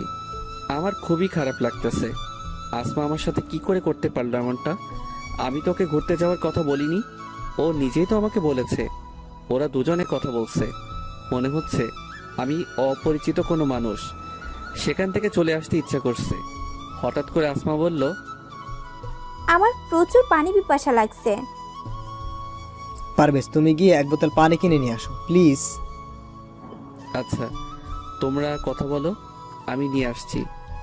মনে হচ্ছে ওদের সেবা করার জন্যই আমাকে নিয়ে আসছে। আমাকে এখানে এনে এইভাবে অপমান না করলেও পারতো আসমা। পানি নিয়ে বেঞ্চের এই জায়গায় আসলাম। এসে দেখি ওরা নাই। তারপর ওদের খুঁজতে লাগলাম। হঠাৎ দেখলাম ওরা অন্য এক জায়গায় বসে কথা বলছে। আমি পিছন দিকে ছিলাম, আর সেখানে অনেক গাছও ছিল, যার কারণে ওরা আমাকে দেখতে পায়নি। আমি ওদের কাছাকাছি আসতেই শুনতে পেলাম, আসমা তোমাকে কিছু বলতে চায়, জানি না তুমি কিভাবে নেবে। আমি কিছুই মনে করব না, তুমি বলো। পারভেজকে আমার মোটেই সুবিধার মনে হচ্ছে না। মানে কি বলছো তুমি? দেখো আসমা, একটা ছেলে আর একটা মেয়ে কখনো শুধু বন্ধু হয়ে থাকতে পারে না। শুধু আমিই না, সবাই বলবে এটা। তুমি পারভেজকে শুধু বন্ধু ভাবলেও আমার মনে হয় সে তোমাকে অন্য কিছু ভাবে। তুমি যখন ওই দিন পারভেজকে বলেছিলে যে তুমি আমাকে ভালোবাসো, তখন পারভেজকে দেখে মনে হয়েছিল ও একদমই খুশি হয়নি, আর তাই হয়তো ও কাজের বাহানা দিয়ে চলে গেছিল। দেখো, আমি পারভেজকে শুধুই আমার একজন ভালো বন্ধু মনে করি। আমি জানি সেটা, কিন্তু এখানে কথা হচ্ছে যে পারভেজ তোমাকে কি ভাবে। আর কোনো ফ্রেন্ডই চাইবে না তার প্রেমিকার কোনো ছেলে ফ্রেন্ড থাকুক। তুমি শুধু শুধুই পারভেজকে সন্দেহ করছো, আর ও তো আমাকে বলেনি যে ও আমাকে ভালোবাসে। তুমি শুধুই অযথা টেনশন করছো। দেখো আসমা, ও তোমার ভালো বন্ধু, তাই হয়তো এখন তুমি এই কথা বলছো। কালকে যখন ও আমার নামে তোমাকে বলবে যে আমি অন্য মেয়েকে নিয়ে ঘুরি, তখন তুমি সত্যিটা না জেনেই আমাকে সন্দেহ করবে। আর বেশিরভাগ সম্পর্কই এই জন্যই নষ্ট হয়। আর একজন মানুষের কাছে দুইজন সমান গুরুত্বপূর্ণ হতে পারে না। আর আমি চাই না যে তুমি পারভেজের সাথে কথা বলো। আর তোমার কাছে কে বেশি গুরুত্বপূর্ণ, আমি নাকি পারভেজ? এটা কেমন প্রশ্ন রাব্বি? তোমরা দুজনে আমার লাইফে সমান গুরুত্বপূর্ণ। তোমাকে আমি ভালোবাসি আর পারভেজ আমার বন্ধু। আর কোনো কারণ ছাড়া কিভাবে আমি পারভেজের সাথে সম্পর্ক নষ্ট করতে পারি? আচ্ছা, তোমার পারভেজের সাথে সম্পর্ক নষ্ট করতে হবে না। যদি কোনোদিন পারভেজ তোমাকে প্রপোজ করে তখন? আশা করি এমন দিন কখনো আসবে না। যদি এমনটা হয় তাহলে ওর সাথে আর কোনো সম্পর্ক থাকবে না। আচ্ছা, এখন এসব কথা বাদ দেই। আচ্ছা, তোমরা কথা বলো, আমি যাই। কেন? তুইও আমাদের সাথে থাক না, তোরা আড্ডা দে। যেতে হবে। আচ্ছা, যাও। তারপর আমি ওদের ওখান থেকে চলে আসলাম। আমি চাই না আমার জন্য ওদের সম্পর্কটা নষ্ট হোক, তাই ওদের আর বিরক্ত করলাম না। বাসায় এসে গোসল করলাম, তারপর কিছুক্ষণ শুয়ে থেকে হোটেলে গেলাম। আজকেও ঠিক সময় চলে আসলাম, তাই ম্যানেজারের আর বকা খেতে হলো না। কাজগুলো ঠিকভাবে করতে লাগলাম। রাতে বাসায় এসে শুয়ে শুয়ে ভাবছি, এখন থেকে আসমাকে ভুলে থাকার চেষ্টা করতে হবে। জানি ওকে ভুলে থাকা আমার পক্ষে খুবই কঠিন, কিন্তু এছাড়া আর কোনো পথ নেই। আমার ভালোবাসা কোনোদিনও সফল হবে না, বরং এভাবে চলতে থাকলে কোনোদিন জানি আসমাকে প্রপোজ করে বসি। তখন হয়তো ও আমাকে অনেক খারাপ ভাববে আর বন্ধুত্বটাও নষ্ট করে দিবে। তাই এখন থেকে কলেজে যতটা সম্ভব ওর সাথে কম কথা বলতে হবে, তাহলে হয়তো ওর মায়ায় পড়বো না। রাতে আর আসমাকে ফোন দিলাম না। সকালে ঘুম থেকে উঠে ফ্রেশ হয়ে কলেজে গেলাম। ক্লাস শুরু হওয়া মাত্র কিছুক্ষণ আগে গেলাম, গিয়ে দেখি আমার আগেই আসমা চলে এসেছে। ক্লাসের সময় হয়ে গেছে, তাই আর আসমার সাথে তেমন কথা হয় নাই। তারপর ক্লাস করে ওর সাথে কিছুক্ষণ আড্ডা দিয়ে বাসায় চলে আসলাম। আগের তুলনায় অনেক কম কথা বললাম। বাসায় এসে ফ্রেশ হয়ে কিছুক্ষণ রেস্ট নিলাম, তারপর হোটেলে গেলাম। কাজ করতে করতে হঠাৎ একটা টেবিলের দিকে তাকিয়ে অবাক হয়ে গেলাম, কারণ সেখানে রাব্বি ছিল আর ওর পাশে একটা মেয়ে বসা ছিল। তারপর একটু আড়ালে গিয়ে ওদের কথা শুনতে লাগলাম। বাবু, তুমি এখন আর আমার সাথে আগের মতো কথা বলো না কেন? আসলে বাবু, ইদানিং একটু ব্যস্ত ছিলাম তো, তাই এখন থেকে তোমাকে অনেক সময় দেব। রাগ করো না বাবু, আমি তোমাকে অনেক ভালোবাসি। আমি জানি আমার বাবুটা আমাকে অনেক ভালোবাসে। ওদের কথা শুনে তো আমি অবাক হয়ে গেছি। তার মানে রাব্বি আসমাকে ধোকা দিচ্ছে আর ও একটা প্লে বয়। না জানি আরো কত মেয়ের সাথে সম্পর্ক আছে ওর। কাজ শেষ করে বাসায় এসে শুয়ে শুয়ে ভাবছি, আসমাকে যদি রাব্বির কথা বলি তাহলে হয়তো ও বিশ্বাস করবে না, কারণ ওই দিন রাব্বি ওকে পার্কে যেভাবে বলেছে তার জন্য হয়তো আমাকে ভুলও বুঝতে পারে। কিন্তু এটা যদি না বলি তাহলে হয়তো পরবর্তীতে ওর অনেক ক্ষতিও হতে পারে। আর যা বুঝলাম, রাব্বি মোটেও ভালো না। না ও আমাকে ভুল বুঝলেও আমাকে এই কথাটা ওকে বলতেই হবে, নয়তো ওর অনেক ক্ষতি হবে। আর আমি চাই না আসমার কোনো ক্ষতি হোক। পরের দিন কলেজে গিয়ে আসমার আসার অপেক্ষা করতে লাগলাম। কিছুক্ষণ পর আসমা আসলো। আসমা, আমি তোকে কিছু বলতে চাই, জানি না তুই কি মনে করবি। আমি কিছুই মনে করব না, তুই বল। তারপর আমি ওদের সব কথা শুনলাম। পারভেজ, তোর সাহস কি করে হয় রাব্বির সম্পর্কে এসব কথা বলার? তোকে আমি আমার একজন ভালো বন্ধু মনে করতাম, কিন্তু তোর চিন্তা ভাবনা যে এতটা খারাপ তা আগে জানা ছিল না। রাব্বির সাথে আমার সম্পর্ক নষ্ট করা তোর কি লাভ? ও বুঝেছি, ভালোবাসিস আমায়। তুই ভাবলি কি করে তোকে আমি ভালোবাসবো? তোকে শুধু আমার একজন ভালো বন্ধু মনে করতাম, কিন্তু আজকের পর থেকে আমি ভুলে যাব যে আমার তোর মতো কোনো বন্ধু ছিল। তুই আর কখনো আমার সাথে কথা বলবি না। ওই দিন পার্কে রাব্বি ঠিকই বলেছিল, কিন্তু আমি ওর কথা বিশ্বাস করিনি। যা আমার সামনে থেকে। চোখের পানি মুছে সেখান থেকে চলে আসলাম। আসমা রাব্বির ভালোবাসায় অন্ধ হয়ে গেছে, তাই ওর আমার কথা বিশ্বাস হচ্ছে না। কিন্তু ও যে আমাকে কলেজে সবার সামনে থাপ্পড় মারবে তা আমি কল্পনাও করিনি। কিন্তু আমি আসমাকে কি করে বিশ্বাস করাবো যে আমি যা বলেছি সব সত্যি?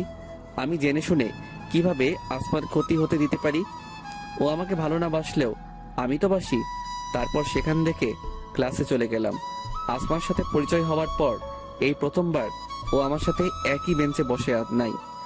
আমি আগে থেকে সামনের বেঞ্চে বসেছিলাম। ভেবেছিলাম হয়তো তখন রাগের মাথায় অনেক কিছু বলে ফেলেছে, এখন ঠিকই আমার পাশে বসবে। কিন্তু আমার ধারণা ভুল প্রমাণ করে দিয়ে ও আমার পিছনের বেঞ্চে বসলো। অনেক কষ্টে ক্লাস করলাম। ক্লাস শেষ হবার পর আসমা আমাকে রেখেই একা চলে গেছে। আসমার এই অবহেলায় খুবই কষ্ট হচ্ছে। আমি কলেজ থেকে বাসায় চলে আসলাম। ফ্রেশ হয়ে কিছুক্ষণ রেস্ট করলাম, তারপর হোটেলে চলে আসলাম। পারভেজ আমার সাথে এমনটা করবে কখনো কল্পনাও করিনি। শেষ পর্যন্ত রাব্বির কথাই সত্যি হলো। সেদিন যদি ওর কথা বিশ্বাস করতাম তাহলে আজকে এই দিনটা দেখতে হতো না। পারভেজের চিন্তাভাবনা এতটা খারাপ তা আগে বুঝতে পারি নাই। বিকেলে রাব্বির সাথে নদীর পাড়ে ঘুরতে গেলাম। কি ব্যাপার আসমা, তোমার মন কি খারাপ? কখনো ভাবতেই পারি নাই যে আমার জীবনে এরকম ঘটনা ঘটবে। কি হয়েছে? পারভেজ যে এতটা খারাপ তা আগে জানা ছিল না। ওকে আমি আমার একজন ভালো বন্ধু মনে করতাম। ওর কত বড় সাহস তোমার সম্পর্কে বাজে কথা বলে। কি বলেছে? তোমাকে নাকি ও কোন মেয়ের সাথে দেখেছে, তোমরা নাকি একে অপরকে ভালোবাসো। কথাটা শুনে আমার এতটা রাগ হয়েছিল যে সাথে সাথেই ওকে থাপ্পড় মেরেছি আর ওর সাথে বন্ধুত্ব শেষ করেছি। সেদিন তোমার কথা বিশ্বাস না করে অনেক বড় ভুল করে ফেলেছি।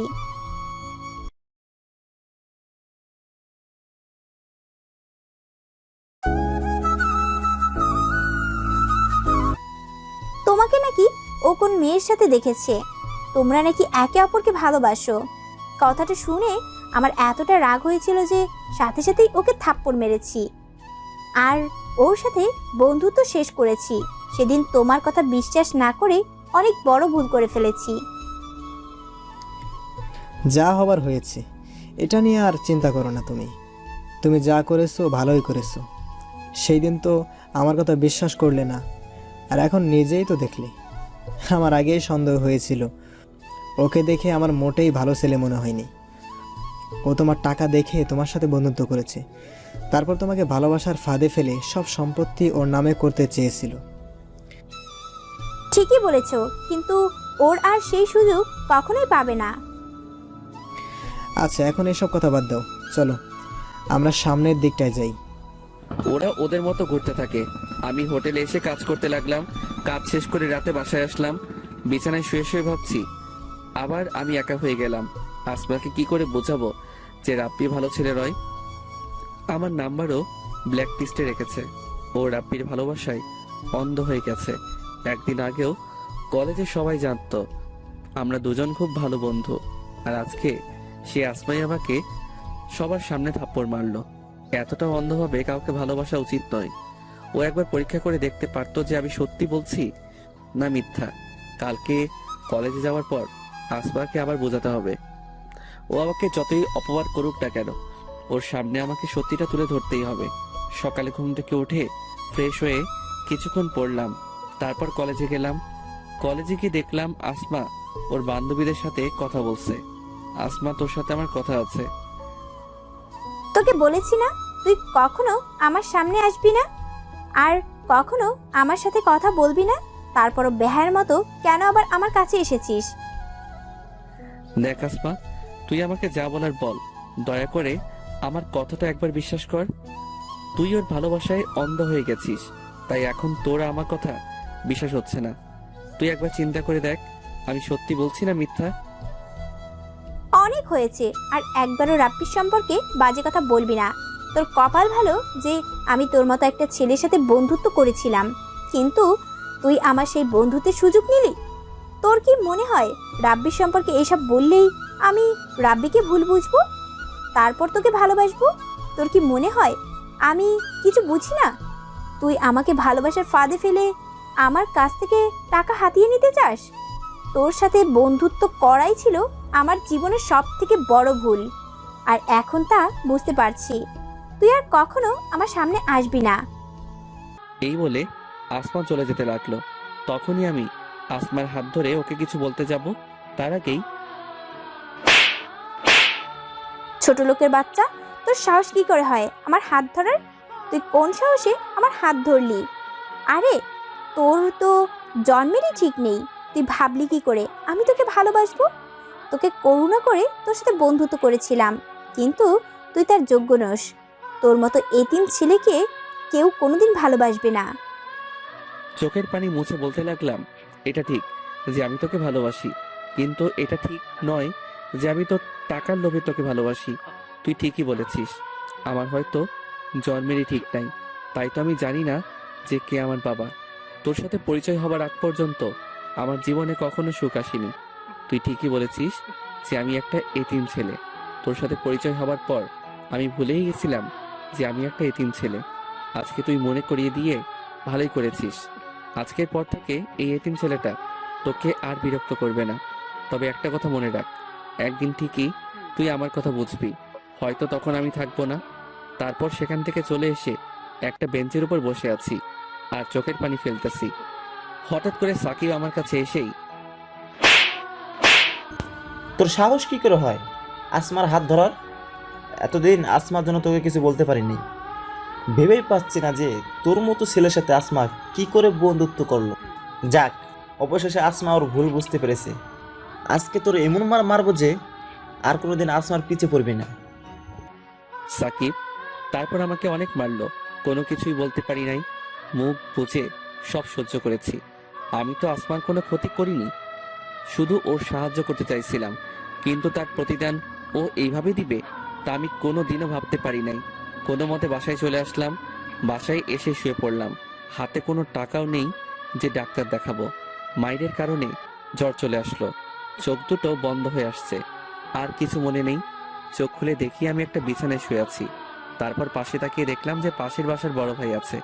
আমি চোখ খুলছি দেখে বলতে লাগলো, তোর জ্ঞান ফিরেছে, আমি ডাক্তারকে নিয়ে আসি। তারপর বড় ভাইকে আমার সাথে ঘটে যাওয়া সব কিছু বললাম। আমি তোর বাসার পাশ দিয়ে যাওয়ার সময় দেখি তোর রুমের দরজা খোলা। এই সময়ে সাধারণত তোর রুমের দরজা খোলা থাকে না, তাই ভাবলাম হয়তো কোনো চোর হবে, তাই তোর রুমের কাছে গেলাম আর দেখলাম তুই বিছানার উপর শুয়ে আছিস। তোকে দেখে মনে হলো তুই অ্যাক্সিডেন্ট করেছিস। তারপর কাছে গিয়ে তোকে অনেক ডাকলাম, কিন্তু কোনো সাড়া শব্দ পেলাম না। তখন তোর গায়ে হাত দিলাম, তোর শরীর গরম ছিল অনেক। তারপর তোকে হাসপাতালে নিয়ে আসলাম, আর আজকে 2 দিন পর তোর জ্ঞান ফিরল। বড় ভাইয়ের কাছ থেকে এসব শোনার পর আমি আমার সাথে ঘটে যাওয়া ঘটনার কথা মনে করতে লাগলাম। মনে করতেই চোখ দিয়ে পানি গড়িয়ে পড়ল। তোর চোখে পানি কেন? কি হয়েছে আমাকে বল। তারপর বড় ভাইকে আমার সাথে ঘটে যাওয়া সব কিছু বললাম। এত কিছু হয়েছে তোর সাথে?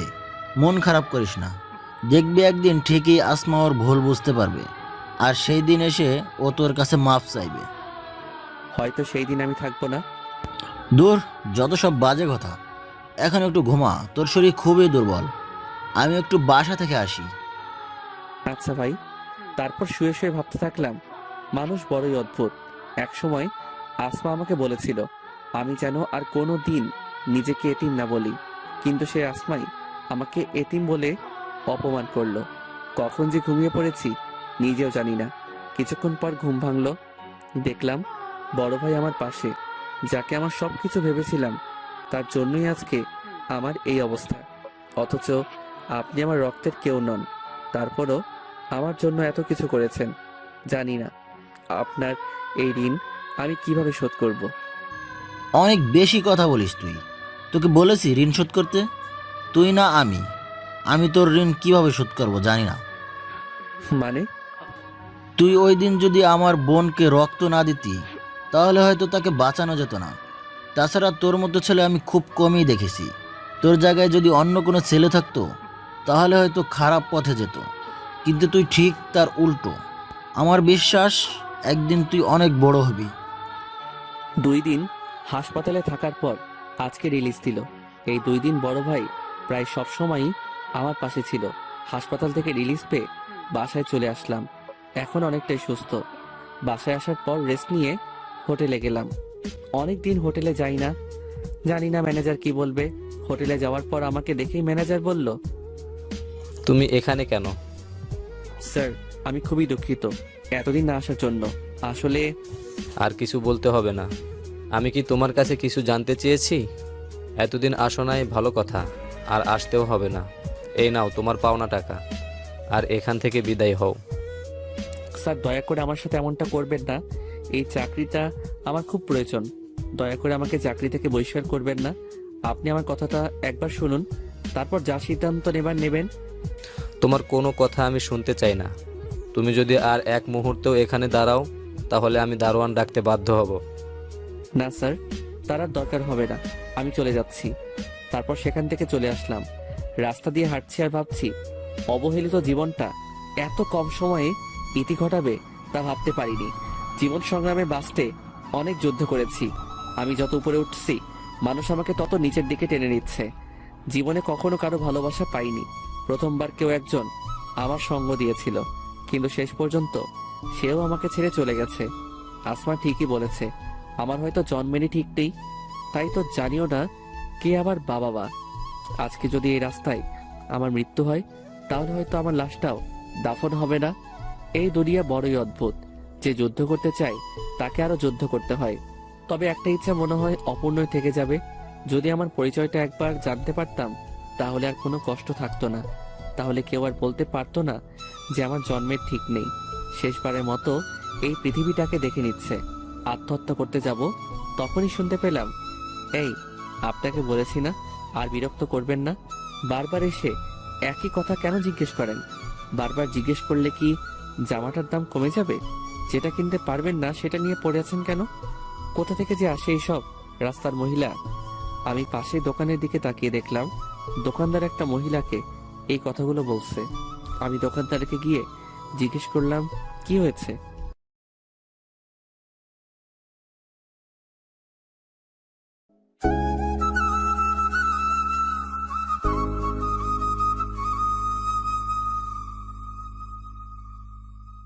দেখেন ভাই, এই জামাটার দাম 800 টাকা, আর মহিলা বারবার এসে বলতেছে তাকে 400 টাকায় দিতে হবে। আপনিই বলেন ভাই, 800 টাকার জামা 400 টাকায় কিভাবে দিব? তারপর আমি সেই মহিলাকে জিজ্ঞেস করলাম, আপনি এই জামাটা দিয়ে কি করবেন? বাবা, এই জামাটা আমার মেয়ের জন্য কিনতে চেয়েছিলাম। আমার মেয়েটা ক্লাস 8-এ পড়ে। অনেক কষ্ট করে মানুষের বাসায় কাজ করে ওর লেখাপড়া করাই। আমার মেয়েটা আজকে 3 দিন ধরে অসুস্থ। টাকার অভাবে ডাক্তার দেখাতে পারি নাই। আজকে মেয়েটা আমার কাছে একটা নতুন জামা চেয়েছে। কোনোদিনও ওকে নতুন জামা কিনে দিতে পারি নাই। ও খুব অসুস্থ, হয়তো চিকিৎসার অভাবে আর বেশি দিন ওকে বাঁচাতে পারবো না। তাই ওর এই ইচ্ছাটা পূরণ করতে চেয়েছিলাম, আর সকাল থেকে ভিক্ষা করে এই 400 টাকা পেয়েছি। তারপর নিজের টাকা দিয়ে ওই জামাটা কিনে দিয়ে মহিলাকে বললাম, এই নিন, আর চলেন, আপনার মেয়েকে হাসপাতালে নিয়ে যেতে হবে। তুমি কেন নিজের টাকা দিয়ে জামা কিনছো? আমার মেয়েটার ডাক্তারও দেখাবা? এই দুনিয়ায় আমার কেউ নেই। আমি জানি না কে আমার বাবা মা। আমি একটু আগে আত্মহত্যা করতাম, কিন্তু আল্লাহ তাআলা আমাকে তা করতে দেয়নি। হয়তো উনি আমাকে একটা পরিবার দিতে চেয়েছিলেন। এখন আমি বাঁচবো আমার মা আর বোনের জন্য বাঁচবো। আজ থেকে আপনি আমার মা, আর আপনার মেয়ে আমার বোন। কিন্তু বাবা, তুমি কেন আত্মহত্যা করতে গেলে? তারপর তাকে আমার জীবনের সবকিছু বললাম।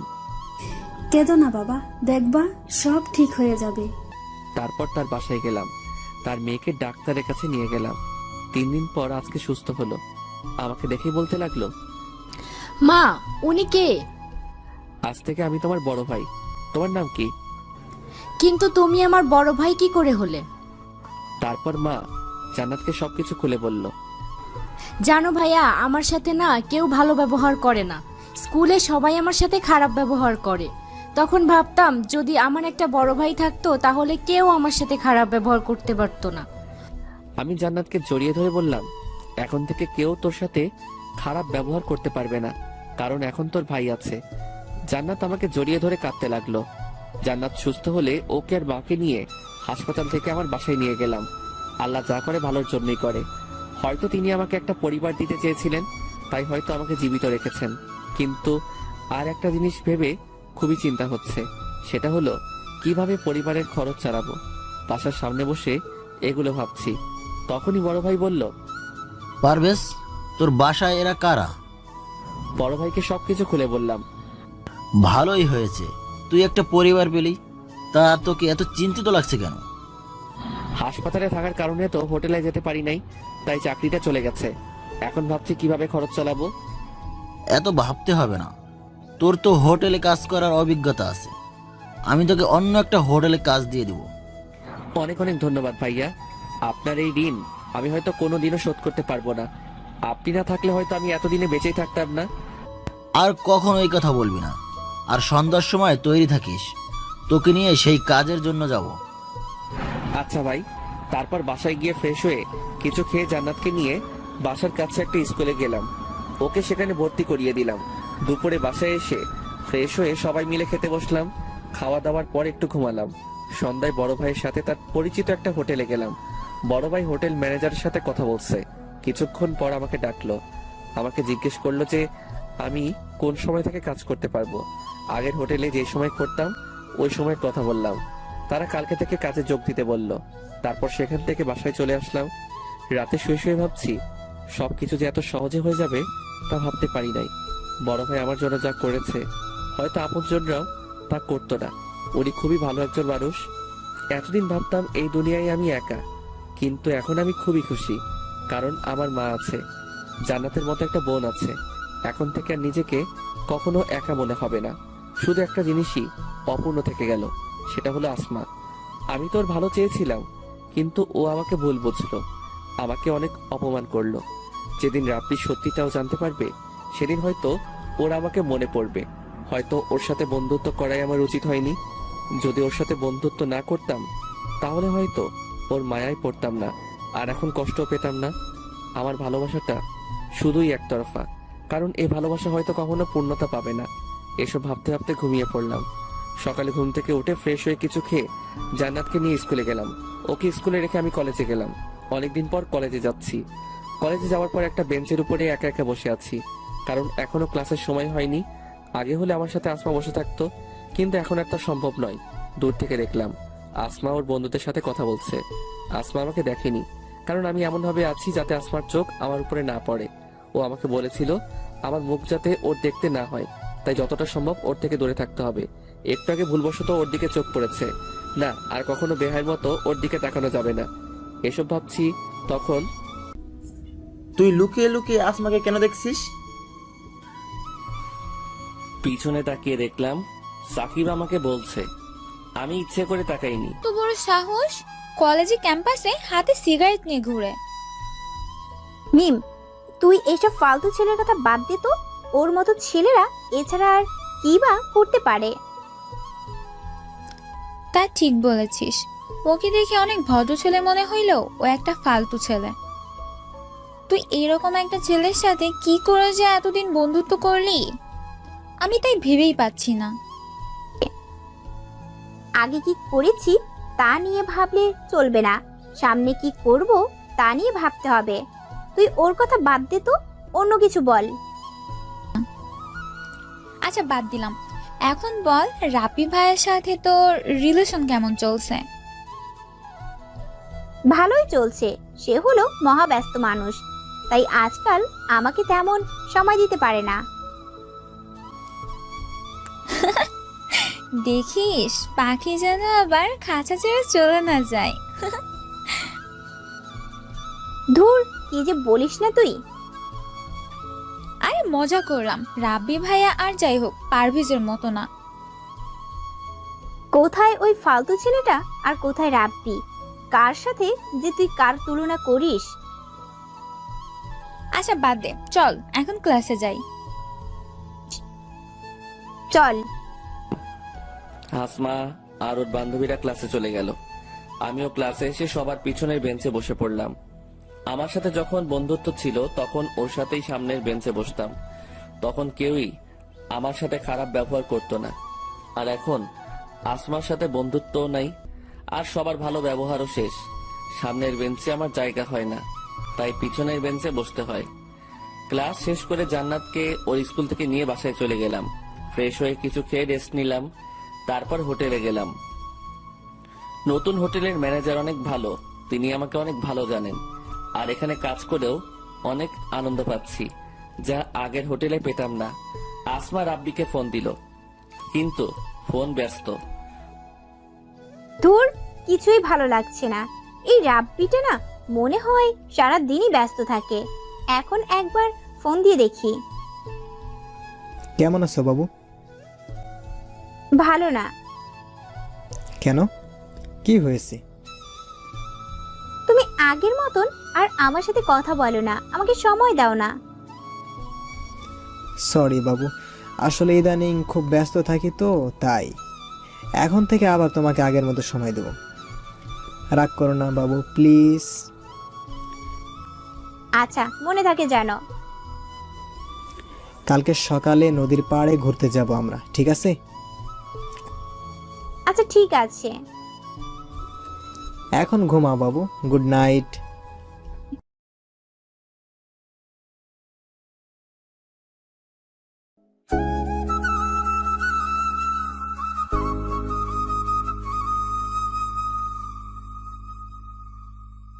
Good night. রাব্বির সাথে কথা বলার পর এখন অনেক ভালো লাগছে। এখন শান্তিতে ঘুমাতে পারবো। হঠাৎ একটা জিনিস মনে পড়ে গেল, সেটা হলো শাড়ি। পারভেজ আমার জন্মদিনে আমাকে একটা শাড়ি দিয়েছিল। না, ওর কোনো কিছুই আমার কাছে রাখা সম্ভব নয়। কালকে আগে কলেজে যেতে হবে, তারপর ওকে শাড়িটা দিয়ে রাব্বির সাথে ঘুরতে যাব। তার আগে রাব্বিকে বলে নেই যে কালকে আগে কলেজে যেতে হবে। রাব্বির নাম্বারে ফোন দিলাম, কিন্তু ওয়েটিং। আবার দিলাম, তাও ওয়েটিং। কিছুক্ষণ পর রাব্বি কল দিল। সরি বাবু, আসলে এক বন্ধুর সাথে খুবই গুরুত্বপূর্ণ একটা কথা বলছিলাম তো। ও, তা কিসের জন্য কল দিলা? আসলে কালকে আমাকে আগে কলেজে যেতে হবে, তারপর কলেজ থেকে তোমার সাথে যাব। আচ্ছা, আমি তোমাকে কলেজ থেকে এসে নিয়ে যাব। আচ্ছা।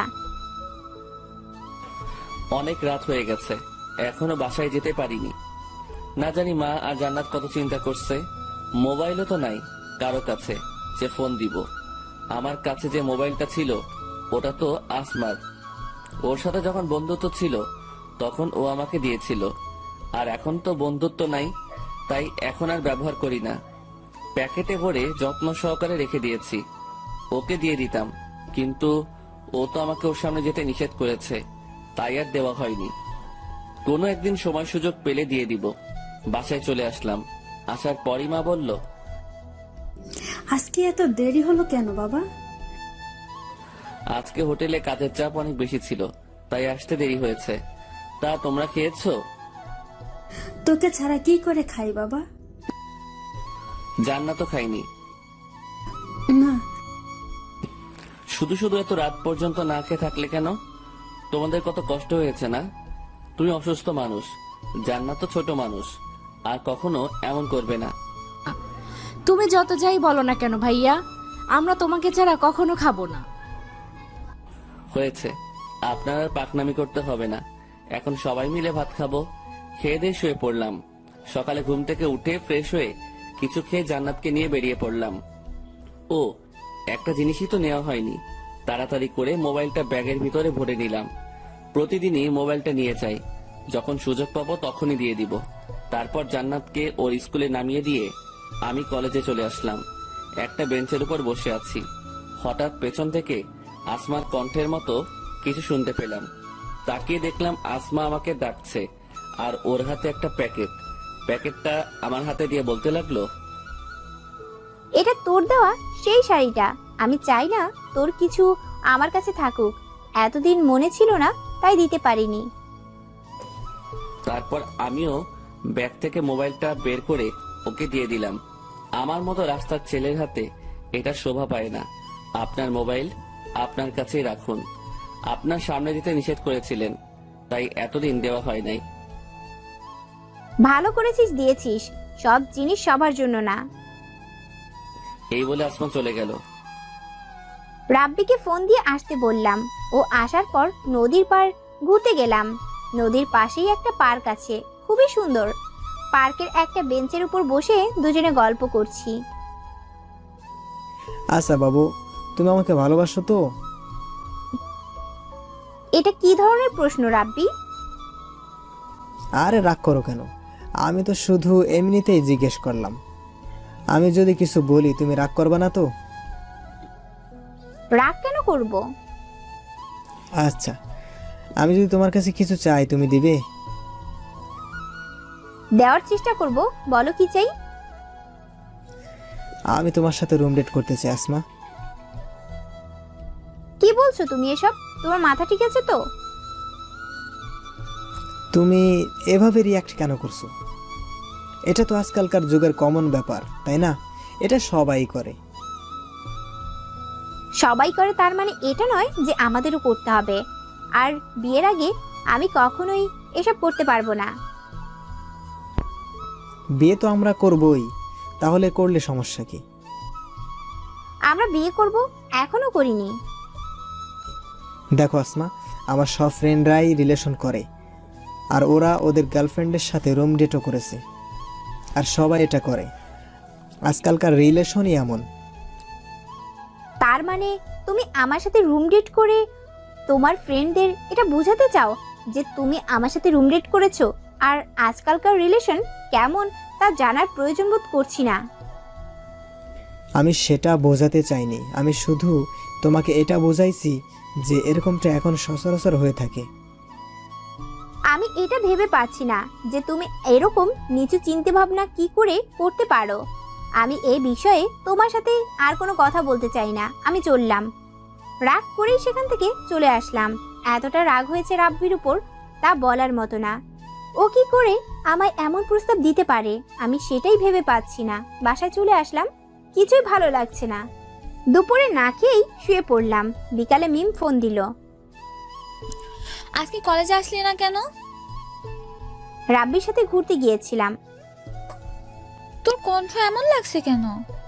রাব্বি ভাইয়ের সাথে কি কিছু হইছে? না, ভালো লাগছে না, পরে কথা বলবো।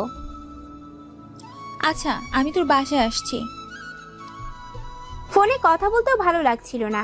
পার্কে থেকে আসার পর রাব্বি আমাকে অনেক কল মেসেজ দিয়েছিল, কিন্তু আমি রাগের কারণে রিপ্লাই করি নাই। কিছুক্ষণ পর মিম আসলে ওর সাথে ছাদে গেলাম। এখন আমাকে বল তো তোর কি হয়েছে? আন্টির কাছে শুনলাম এখন পর্যন্ত কিছু খাসনি। রাব্বির উপর রাগ করেছি। কেন, কি হয়েছিল? ও আজকে পার্কে আমাকে রুম ডেট করতে অফার করেছিল। কি? তা তুই কি বললি? ওর সাথে ঝগড়া করে চলে এসেছি।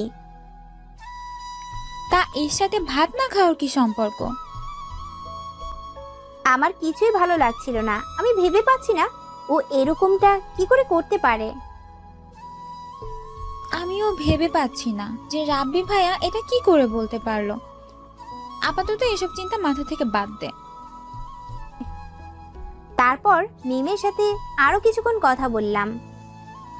কথা বলা শেষ করে বাড়িতে চলে আসলো। হোটেলে এসে কাজ করতেছিলাম, হঠাৎই শুনতে পেলাম, আমি আর তোমাকে সহ্য করতে পারছি না। আমাদের উচিত আলাদা হয়ে যাওয়া। আমিও এটাই চাই। তোমার মতো মেয়ের সাথে রিলেশন চালিয়ে যাওয়া সম্ভব নয়। এখন তো সব দোষ আমার। তুমি তো ধোয়া তুলসী পাতা। সব সমস্যার মূলে তুমি। সব দোষ আমার উপর চাপিয়ে দিয়ে নিজের সাধু সেজেছো। তুমি তোমার ছেলে বন্ধুদের সাথে এত মেলামেশা না করলে তো আর সমস্যা হতো না।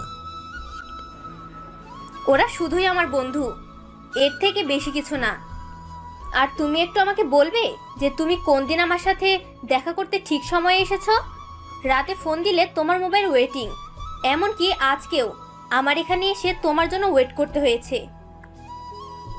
আমি আমার বন্ধুদের সাথে কথা বলি, আর আমার একটু ঘুমের সমস্যা, তাই আমি ঠিক টাইমে আসতে পারি না। আর তোমার সাথে রিলেশন হওয়ার পর আমার নিজের স্বাধীনতা চলে গেছে। আমি কখন কি করব না করব সব তুমি ঠিক করে দাও, কখন খাবো তাও তুমি ঠিক করে দাও, এমনকি আমি কি শার্ট পরবো কি প্যান্ট পরবো তাও তুমি ঠিক করে দাও। নিজের কাছে মনে হয় যেন আমি ছোট বাচ্চা।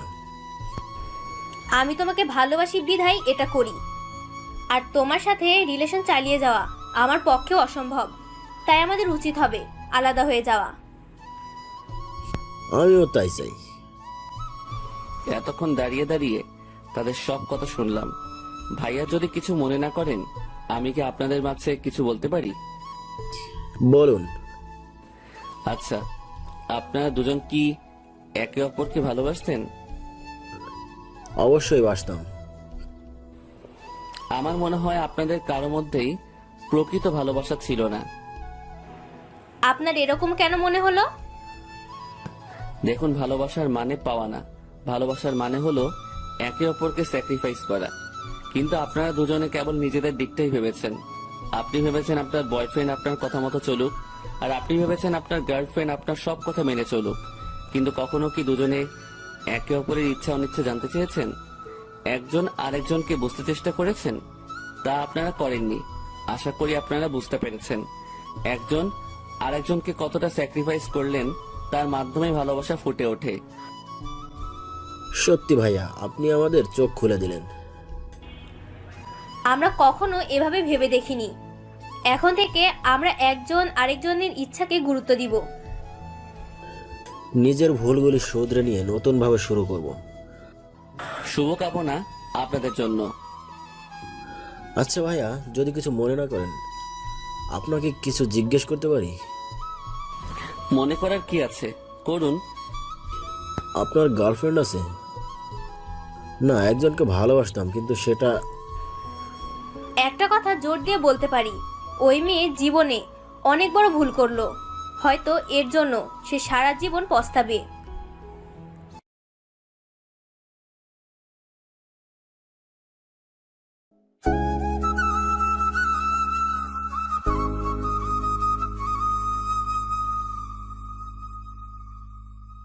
না, একজনকে ভালোবাসতাম, কিন্তু সেটা একটা কথা জোর দিয়ে বলতে পারি, ওই মেয়ে জীবনে অনেক বড় ভুল করলো। হয়তো এর জন্য সে সারা জীবন রেস্টুরেন্টের মেয়েটার কথা মনে পড়ে গেল। মেয়েটা আসমাকে নিয়ে যা বলেছিল, হয়তো তা কখনো সত্যিই হবে না। কারণ আসমা আমাকে কোনো দিনও ভালোবাসবে না। ও রাব্বিকে অনেক ভালোবাসে। জানি না রাব্বি ওকে ভালোবাসে কিনা, কিন্তু আমি চাই আসমা সুখে থাকুক। ওকে ভুলে যেতে চাই, কারণ ওর সাথে যখন আমার পরিচয় হয়েছিল তখন আমার কেউ ছিল না, কিন্তু এখন আমার একটা পরিবার হয়েছে। আমাকে তাদের দেখাশোনা করতে হবে। শুধু শুধু ওর কথা ভেবে বসে থাকলে চলবে না। এসব ভাবতে ভাবতেই ঘুমিয়ে পড়লাম, আর ওইদিকে আসমা রাব্বির কথা ভাবতে ভাবতে ঘুমিয়ে গেলাম। ঘুম থেকে উঠে ফ্রেশ হয়ে কিছু খেলাম, তারপর রাব্বিকে ফোন দিয়ে বেরিয়ে পড়লাম। পার্কে গিয়ে রাব্বির জন্য অপেক্ষা করতেছি। কিছুক্ষণ পর রাব্বি চলে আসলো। দুঃখিত, আমার একটু দেরি হয়ে গেল। আরে কোনো সমস্যা নেই, চলো দুজনে হাঁটি। আমি তোমার সাথে জরুরি কিছু কথা বলতে এখানে এসেছি। আচ্ছা বলো। আমি তোমাকে ভালোবাসি না আসমা। কি বলছো এসব? তোমার মাথা ঠিক আছে তো? আমি যা বলছি ভেবেই বলছি। আসলে তোমার সাথে রিলেশনের যাওয়ার আগে আমার আরও একটা রিলেশন ছিল, ওর নাম লাবণী। আমাদের পরিবারেরাও মেনে নিয়েছিল, তারা আমাদের বিয়েও ঠিক করেছিল। কিন্তু হঠাৎই একটা ভুল বোঝাবুঝির কারণে আমাদের সম্পর্কটা ভেঙে যায়। তারপর আমি খুবই ডিপ্রেশনে ভুগি। আমার কিছুই ভালো লাগতো না তখন, আমার অবস্থা খুবই খারাপ হচ্ছিল। তারপর হঠাৎ একদিন আমি তোমাকে দেখি, তুমি তোমার বান্ধবীদের সাথে হেসে হেসে কথা বলছিলে। কেন জানি না, আমার খুবই ভালো লেগেছিল তোমার হাসিটা। তুমি যতক্ষণ কথা বলছিলে ততক্ষণ আমি তোমার দিকে তাকিয়েছিলাম। এমনিতে লাবণীর সাথে ব্রেকআপ হবার পর আমি ভীষণ হতাশ হয়ে পড়েছিলাম। তারপর তোমাকে প্রপোজ করি, আর তুমিও রাজি হয়ে গেলে। কিন্তু আমি তোমাকে মন থেকে মেনে নিতে পারছিলাম না, কারণ আমি লাবণীকে অনেক ভালোবেসে ফেলেছিলাম। প্রথম তোমাকে অনেক ভালো লাগতো, তাই তো তোমাকে পারভেজের সাথে মিশতে বারণ করেছিলাম। কিন্তু হঠাৎ একদিন লাবণী আমাকে ফোন করে, ও আমাকে সরি বলে। আর আবার আমার জীবনে ফিরে আসতে চাইলো। আসলে ওর সাথে ব্রেকআপ হওয়ার জন্য শুধু ও দায়ী ছিল না, আমিও সমানভাবে দোষী ছিলাম, তাই ওকে মেনে নিয়েছিলাম। আর আমাদের দুই পরিবারও আমাদের এক হওয়াতে অনেক খুশি, কারণ তারা চাইতো আমরা যাতে একসাথে থাকি। ওর বাবা আর আমার বাবা বন্ধু ছিলেন, তাই তারা চাইতো আমরা যাতে একে অপরের সাথে থাকি। আর ওই দিন রেস্টুরেন্টে আমি লাবণীর সাথেই কথা বলছিলাম। পারভেজ তোমাকে যা বলেছে তা সবই সত্যি, কিন্তু তুমি পারভেজের সাথে যা করেছিলে তা যখন আমার কাছে এসে বললে, তখন আমি অনেক অবাক হয়েছিলাম, এটা ভেবে যে তুমি আমাকে এতটা বিশ্বাস করো। আমি খুবই চিন্তায় পড়ে গেলাম। লাবণীকেও তোমার কথা বলি নাই, ও জানতে পারলে হয়তো আবার আমাকে ছেড়ে চলে যাবে। আর তুমিও আমাকে অনেক ভালোবাসো। ভেবে পাচ্ছিলাম না কিভাবে তোমার সাথে ব্রেকআপ করব, তাই এই রুম ডেটের প্ল্যানটা করি। কিন্তু পরে বুঝতে পারলাম এসব বাদ দিয়ে তোমাকেই সরাসরি বলি, আর আমাকে পারলে মাফ করে দিও। হয়তো আজকের পর তোমার সাথে আর কোনো কথা হবে না। কি পেয়েছো আমাকে? খেলার পুতুল। যখন যা মন চাইবে তখন তাই করবে। আমার লাইফের ফার্স্ট ক্রাশ ছিলে তুমি। তুমি আমাকে প্রপোজ করার আগে থেকে আমি তোমাকে দেখেছি, তাই তো তোমার প্রপোজে রাজি হয়ে গেলাম। অনেক বিশ্বাস করতাম তোমাকে, আর তুমি আমাকে এভাবে ধোঁকা দিলে। আমাকে আরো আগে বলতে পারতে, তা না করে দিনের পর দিন আমাকে ধোঁকা দিয়ে গেছো। যখন পারভেজের সাথে এত কিছু করলাম তখনও তো বলতে পারতে, কিন্তু তুমি বলোনি। আমি খুবই দুঃখিত। তোর কোনো অধিকার নেই আমার হাত ধরার। তাই এতই যখন লাবণীকে ভালোবাসতি, তাহলে আমার সাথে প্রেম কেন করেছিলি? তোদের মতো ছেলেরা প্রেমটাকে খুবই সস্তা জিনিস ভাবিস। এটা ভেবেই খুব কষ্ট হচ্ছে যে আমি একটা ধোঁকাবাজের উপর ক্রাশ খেয়েছিলাম। চলে আসছিলাম পার্ক থেকে, খুবই কষ্ট লাগছে ওই ধোঁকাবাজটার জন্য না, পারভেজের জন্য। কোনোভাবে বাসায় চলে আসলাম। বাসায় এসেই দরজা বন্ধ করে শুয়ে শুয়ে কাঁদতে লাগলাম। পারভেজের সাথে করা অন্যায়গুলো মনে হতে লাগলো। আমি ওকে বলেছিলাম জীবন আর কখনো নিজেকে এতিম না বলতে, আর সেই আমিই ওকে এতিম ছোট লোক বলে অপমান করেছিলাম। আমি খুবই খারাপ মেয়ে, তাই তো ওর বাবা মা সম্পর্কে বাজে কথা বলেছিলাম। ও হয়তো আমাকে কোনোদিনও মাফ করবে না। নিজেকে খুবই নিকৃষ্ট মনে হচ্ছে। কাঁদতে কাঁদতে শুয়ে পড়লাম। যখন ঘুম ভাঙলো দেখলাম বাবা মা আমার পাশে বসে আছে। আমায় ঘুম ভাঙতেই তারা বলল, তোর কি হয়েছে মা? এভাবে দরজা বন্ধ করে ঘুমিয়ে পড়লি কেন? জানিস, আমরা কত ভয় পেয়ে গিয়েছিলাম। তারপর দরজা ভেঙে ভিতরে ঢুকে দেখি তুই ঘুমাচ্ছিস। শরীর অনেক ক্লান্ত লাগছিল, তাই ঘুমিয়ে পড়েছিলাম। দরজা ভুলে বন্ধ করেছিলাম। তা এখন কেমন লাগছে? ভালো। আচ্ছা, ফ্রেশ হয়ে খেতে আয়। হোটেলে কাজে যাওয়ার সময় বাসা থেকে শাড়ির প্যাকেটটা নিয়ে নিলাম, যেটা আমি আসমাকে দিয়েছিলাম। শাড়িটা কোনো গরিব মহিলাকে দিয়ে দিব। এটা আমার কাছে থাকলে আমি আসমাকে কখনো ভুলতে পারবো না, আর আমি আমার লক্ষ্যেও পৌঁছাতে পারবো না। বাসায় আসলেই ওর কথা মনে পড়ে। ঠিকভাবে পড়ালেখাও করতে পারি না, হয়তো আসমাকে কখনো ভুলতে পারবো না। কিন্তু এই শাড়িটা আমার কাছে না থাকলে হয়তো ওকে কম মনে পড়বে। আর ওই কলেজও পরিবর্তন করতে হবে। ওই কলেজে পড়লে আসমার সাথে প্রতিদিন দেখা হবে, তাহলে ওকে ভুলে থাকা অসম্ভব হয়ে যাবে। কালকে কলেজে গিয়ে প্রিন্সিপালের কাছে বলতে হবে। শাড়িটা এক মহিলাকে দিয়ে দিলাম। তারপর আমি হোটেলে গেলাম। রাতে বাসায় এসে খেয়ে পড়তে বসলাম। পড়া শেষে ঘুমিয়ে পড়লাম। সকালে ঘুম থেকে উঠে ফ্রেশ হয়ে কিছুক্ষণ পড়তে বসলাম। তারপর কিছু খেয়ে জান্নাতকে নিয়ে বেরিয়ে পড়লাম। ওকে ওর স্কুলে দিয়ে আমি কলেজে চলে আসলাম।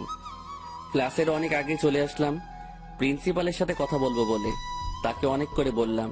তিনি বললেন কলেজ পরিবর্তন করতে 10,000 টাকা লাগবে। ক্যাম্পাসে একটা বেঞ্চের উপর বসে ভাবতে আসি এত টাকা কিভাবে জোগাড় করব। কিন্তু আমাকে আমার লক্ষ্যে পৌঁছাতে হলে এই টাকা আমাকে জোগাড় করতেই হবে, নয়তো এখানে থাকলে আমি আমার পড়ালেখায় মনোযোগ দিতে পারবো না। এসব ভাবতেছিলাম, তখনই বড় ভাইয়ের কথা মনে পড়ে গেল। হয়তো তিনি আমাকে এই বিপদে সাহায্য করতে পারবেন। তারপর বড় ভাইয়ের কাছে চলে আসলাম। তাকে সবকিছু বললাম। তার কাছ থেকে টাকা নিয়ে আবার কলেজে চলে আসলাম। প্রিন্সিপালের কাছে টাকা দিয়ে কলেজ পরিবর্তন করলাম। কলেজ ক্যাম্পাসে বসে আছি। আজকে কেন জানি ক্লাস করতে মন চাচ্ছে না। শেষবারের মতো কলেজটাকে দেখে নিলাম, হয়তো আর কখনো দেখা হবে না। হঠাৎই আসমার কণ্ঠের মতো কেউ আমার নাম ধরে পিছন থেকে ডাক দিল। পিছনে তাকিয়ে দেখলাম আসমা। আসমাকে দেখা মাত্রই আমার চোখ নিচের দিকে নামিয়ে দিলাম। ও আমাকে নরম কণ্ঠে বলতে লাগলো, আমি যা করেছি তা ক্ষমার অযোগ্য। তোকে অনেক কষ্ট দিয়েছি, দয়া করে আমাকে মাফ করে দে। আরে কি করছেন আপনি? আমার কাছে কেন মাপ চাইবেন? দেখেন, আপনার সাথে যা হয়েছে তার সবই আমি ভুলে গেছি, আর আমি চাইবো আপনিও ভুলে যান। তার মানে তুই মাফ করবি না? এটা বলেই ব্যাগ থেকে একটা চাকু বের করে, হয় তুই আমাকে মাফ করবি, না হয় আমি নিজেই নিজের ক্ষতি করব। বললাম তো আমি আপনাকে মাফ করে দিয়েছি, আপনি চাকু ফেলে দিন। তুই এখন আমাকে মাফ করিসনি, করলে আমাকে আপনি বলতে পারতি না। আচ্ছা, আমি তোকে মাফ করে দিয়েছি। তারপর আসমা চাকু ফেলে দিল। আমি খুবই ভয় পেয়ে গেছিলাম, কারণ আমি জানি আসমা খুবই জেদি। দুজনেই একটা বেঞ্চের উপর বসে আছি। আগে যেভাবে থাকতাম, অনেকক্ষণ দুজনে চুপচাপ বসেছিলাম। নীরবতা ভেঙে আসমাই বলল, এখনো ভালোবাসিস আমাকে?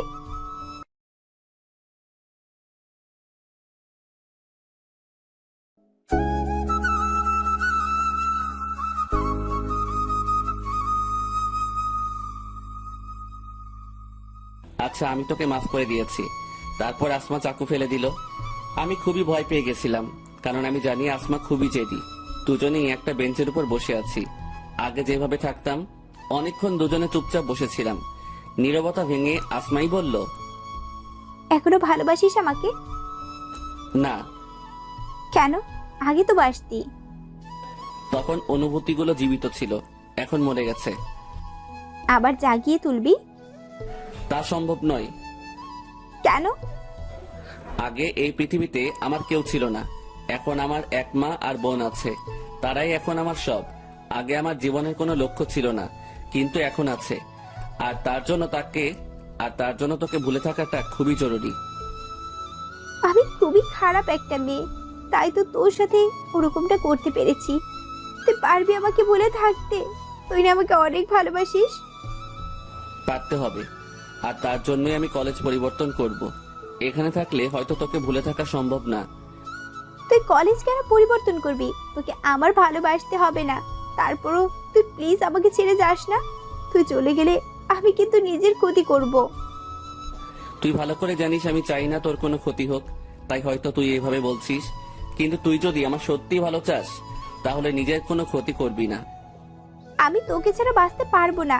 তোর মতো করে কেউ আমাকে ভালোবাসতে পারবে না। তুই প্লিজ আমাকে ছেড়ে যাস না। যদি কখনো জীবনে বড় হতে পারি, তাহলে আবার তোর কাছে ফিরে আসবো। আর যদি না পারি, তাহলে হয়তো আর কোনো দিনও আমাদের দেখা হবে না। আমি তোর ফিরে আসা পর্যন্ত অপেক্ষা করব। তোকে শুধু একটা কথাই বলতে চাই, যদি আমাকে সত্যি চাস, তাহলে নিজের কোনো ক্ষতি করবি না। সব সময় ভালো থাকবি, হাসি খুশি থাকবি। তুই অনেক ভালো একটা মেয়ে। এটা বলে সেখান থেকে চলে আসলাম। পিছনে তাকালাম না। জানি আসমা বেঞ্চের উপর বসে কাঁদতেছে। কাঁদুক, কাঁদলে হয়তো কষ্ট কম হবে। জানি না কখন আসমার যোগ্য হতে পারবো কিনা। এখন জীবনের একটাই লক্ষ্য, সেটা হলো ভালো পড়ালেখা করে ভালো চাকরি করা, যাতে পরিবারের খেয়াল রাখতে পারি। যদি কখনো আসমাদের সমকক্ষ হতে পারি, তাহলে ওর কাছে ফিরে আসবো অবহেলিত ভালোবাসার জন্য। আর যদি না পারি, তাহলে মুছে ফেলতে হবে জীবন থেকে আসমা নামটি। আজকে নিজের দোষে পারভেজকে হারালাম। যখন ও কাছে ছিল তখন বুঝতে পারি নাই, আর এখন দূরে চলে যাওয়ায় কষ্ট পাচ্ছি। জানি না ওকে আর পাবো কিনা। এসব ভাবতেছি আর বেঞ্চের উপর বসে কাঁদতেছি। তখনই মিম আসলো। তোর কি হইছে আসমা? এভাবে বেঞ্চের উপর বসে কান্না কেন করছিস? আমি অনেক ভুল করে ফেলেছি, আর সেই ভুলের জন্য আজকে পারভেজ আমাকে ছেড়ে চলে গেছে। কি হয়েছে আমাকে বল তো। মিমকে সবকিছু বললাম। সব শোনার পর ও বলল, এখন কষ্ট পেয়ে কি লাভ? পারভেজ তো আর ফিরে আসবে না। আমরা এমনই, যখন কাছে থাকে তখন তার মূল্য বুঝি না, যখন সে দূরে চলে যায় তখনই তাকে বুঝতে পারি। এখন এভাবে কেঁদে আর কি হবে? যদি ওকে সত্যিই ভালোবাসিস, তাহলে ওর জন্য অপেক্ষা করা ছাড়া আর কোনো পথ নাই তোর কাছে। হ্যাঁ, আমি তাই করব। প্রয়োজনে আমি পারভেজের জন্য সারা জীবন অপেক্ষা করব। ওকে আমি অনেক ভালোবাসি। তা এখন কান্না থামা, চল তোকে বাসায় দিয়ে আসি। জানি না আসমাকে ভুলে থাকতে পারবো কিনা। যতই ওকে ভুলে থাকার চেষ্টা করি ততই আরো বেশি করে ওকে মনে পড়ে। তো কেমন দেখাচ্ছে কেন বাবা? তোর কি কিছু হয়েছে? না মা, কিছুই হয়নি। আমার কাছে কিছু লুকাস না বাবা। তোকে দেখেই বোঝা যাচ্ছে যে তোর কিছু হয়েছে। আর তুই তো আজকে কলেজ থেকে তাড়াতাড়ি চলে এলি। কিছু হয়ে থাকলে আমাকে বল বাবা। মাকে আসমার সাথে ঘটে যাওয়া সব কিছু বললাম। মেয়েটাকে তো অনেক ভালোবাসিস, তাহলে ওর থেকে দূরে কেন চলে এলি? কি করতাম আমি মা? ওদের আর আমাদের মধ্যে আকাশ পাতাল ব্যবধান। ওর বাবা হয়তো কখনো এই সম্পর্ক মেনে নেবে না। মেনে না নেওয়ারই কথা। কোনো বাবাই চাইবে না তার মেয়েকে কোনো গরিব ছেলের সাথে বিয়ে দিতে। এটা তুই ঠিক বলছিস। হয়তো আসমার বাবা তার মেয়ের সুখের জন্য রাজি হতো। আর তুই কি পারবি আসমাকে বলে থাকতে?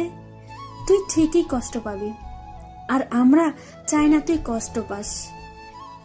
মিম আমাকে বাসায় পৌঁছে দিয়ে গেল।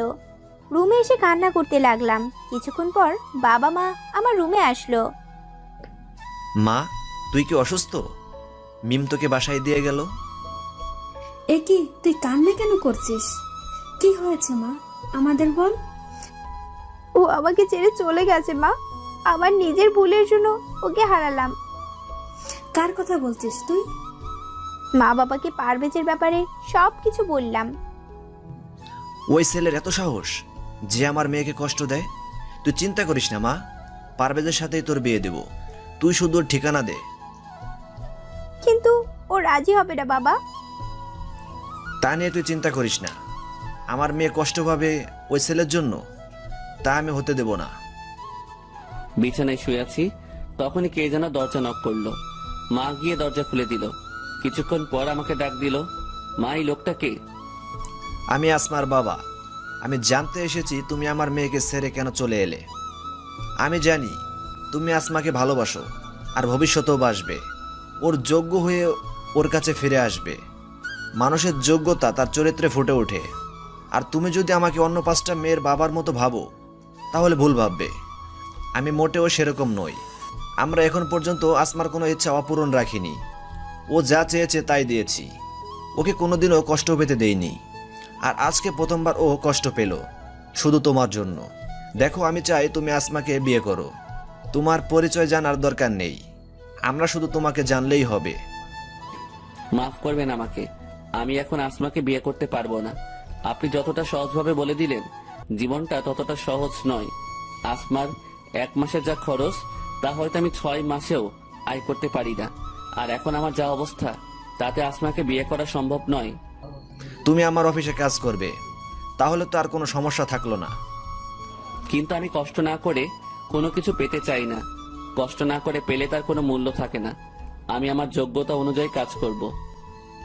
আচ্ছা, তুমি তোমার যোগ্যতা অনুসারেই আমার অফিসে কাজ করবে, পাশাপাশি লেখাপড়া করবে। দেখো বাবা, আসমা তোমাকে ছাড়া বাঁচতে পারবে না।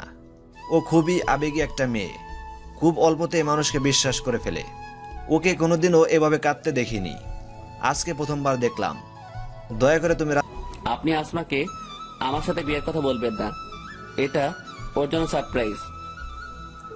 আচ্ছা ঠিক আছে, তবে আমি চাই তুমি সকালে তোমার দেওয়া বাড়িতে ওঠো। প্লিজ কিছু মনে করো না। আমি এটা দেব না, অফিস থেকে তোমাকে দেওয়া হবে। তার বিনিময়ে মাসিক বেতন থেকে টাকা কেটে রাখা হবে। তোমার বেতন থেকে তোমরা সেই বাড়িতে উঠবা, সেখানেই বিয়ের কার্যক্রম হবে। আচ্ছা ঠিক আছে, তাহলে আমি এখন চলি, কালকেই তোমাদের বিয়ে হবে। বাবা, পারভেজ কি বললো? ও রাজি হয়নি মা। আমি জেদ করে তোর বিয়ে অন্য এক জায়গায় ঠিক করে ফেলেছি। এটা কি হয়ে গেল? তুই যদি এই বিয়ে না করিস তাহলে আমার মরা মুখ দেখবি। কথাটা আমি বলে গেলাম, মনে রাখিস। এটা কি হয়ে গেল? আমি পারভেজকে ছাড়া অন্য কাউকে কি করে বিয়ে করব? ও তো আমাকে বলেছিল যে আমার কাছে ফিরে আসবে, কিন্তু এই বিয়ে না করলে বাবা আত্মহত্যা করবে, আর আমি তা কিছুতেই হতে দিব না। প্রয়োজনে বাবার জন্য নিজের ভালোবাসা বিসর্জন দেব। আজকে আমার বিয়ে, কিন্তু আমার তাতে কোনো খেয়াল নেই। আমি শুধু পারভেজের কথা ভেবেই চলেছি। কার সাথে আমার বিয়ে হচ্ছে তা জানারও ইচ্ছে নেই। কবুল বলার সময় বারবার চোখের সামনে পারভেজের মুখটা ভেসে উঠল। তখনই বাবার কথা মনে পড়ে গেল। তারপর কবুল বলে দিলাম। বাসর ঘরে বসে আছি। শুনেছি এই দিনটা নাকি মেয়েদের জীবনের শ্রেষ্ঠ রাত, কিন্তু আমার কাছে আজাবের মতন মনে হচ্ছে। কিছুক্ষণ পর কেউ একজন বাসর ঘরে প্রবেশ করলো, তারপর বলল, শুনেছি বাসর ঘরে স্বামী আসলে তাকে সালাম দিতে হয়, কিন্তু আপনি তা জানেন না মনে হচ্ছে। দেখুন, আপনাকে আমি স্বামী হিসেবে মানতে পারবো না। আমি অন্য একজনকে ভালোবাসি, বাবার জন্য বিয়েটা করেছি। আপনি বললেই তো আর হবে না। আপনি আমার বউ, আপনার উপর আমার অধিকার আছে, আর আমি আমার অধিকার আদায় করেই ছাড়বো। দেখুন, ভালো হবে না কিন্তু। যখনই সামনে তাকালাম আমি অবাক পারভেজকে দেখে।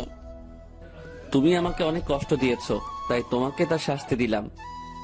তুমি জানো আমি কতটা কষ্ট পেয়েছি? আর কখনো কষ্ট দিব না। তোমাকে অনেক ভালোবাসবো। আমি খুবই দুঃখিত তোমাকে অপমান করার জন্য। দয়া করে আমাকে মাফ করে দাও। এসব কথা এখন বাদ দাও। রাত যে ফুরিয়ে যাচ্ছে, বাসর করবো কখন? আজকে কোনো বাসর হবে না। কেন? তুমি আমাকে কষ্ট দিয়েছো তাই। তুমি বললেই তো আর আমি মানবো না। আমি আমার অধিকার ঠিকই বুঝে নিব। এটা বলেই আসমাকে জড়িয়ে ধরলাম। এই সবাই দেখছে তো, লাইট বন্ধ করো। লাইট বন্ধ করে আসমাকে নিয়ে সুখের সাগর পাড়ি দিতে গেলাম। সবাই দোয়া করবেন। সমাপ্ত।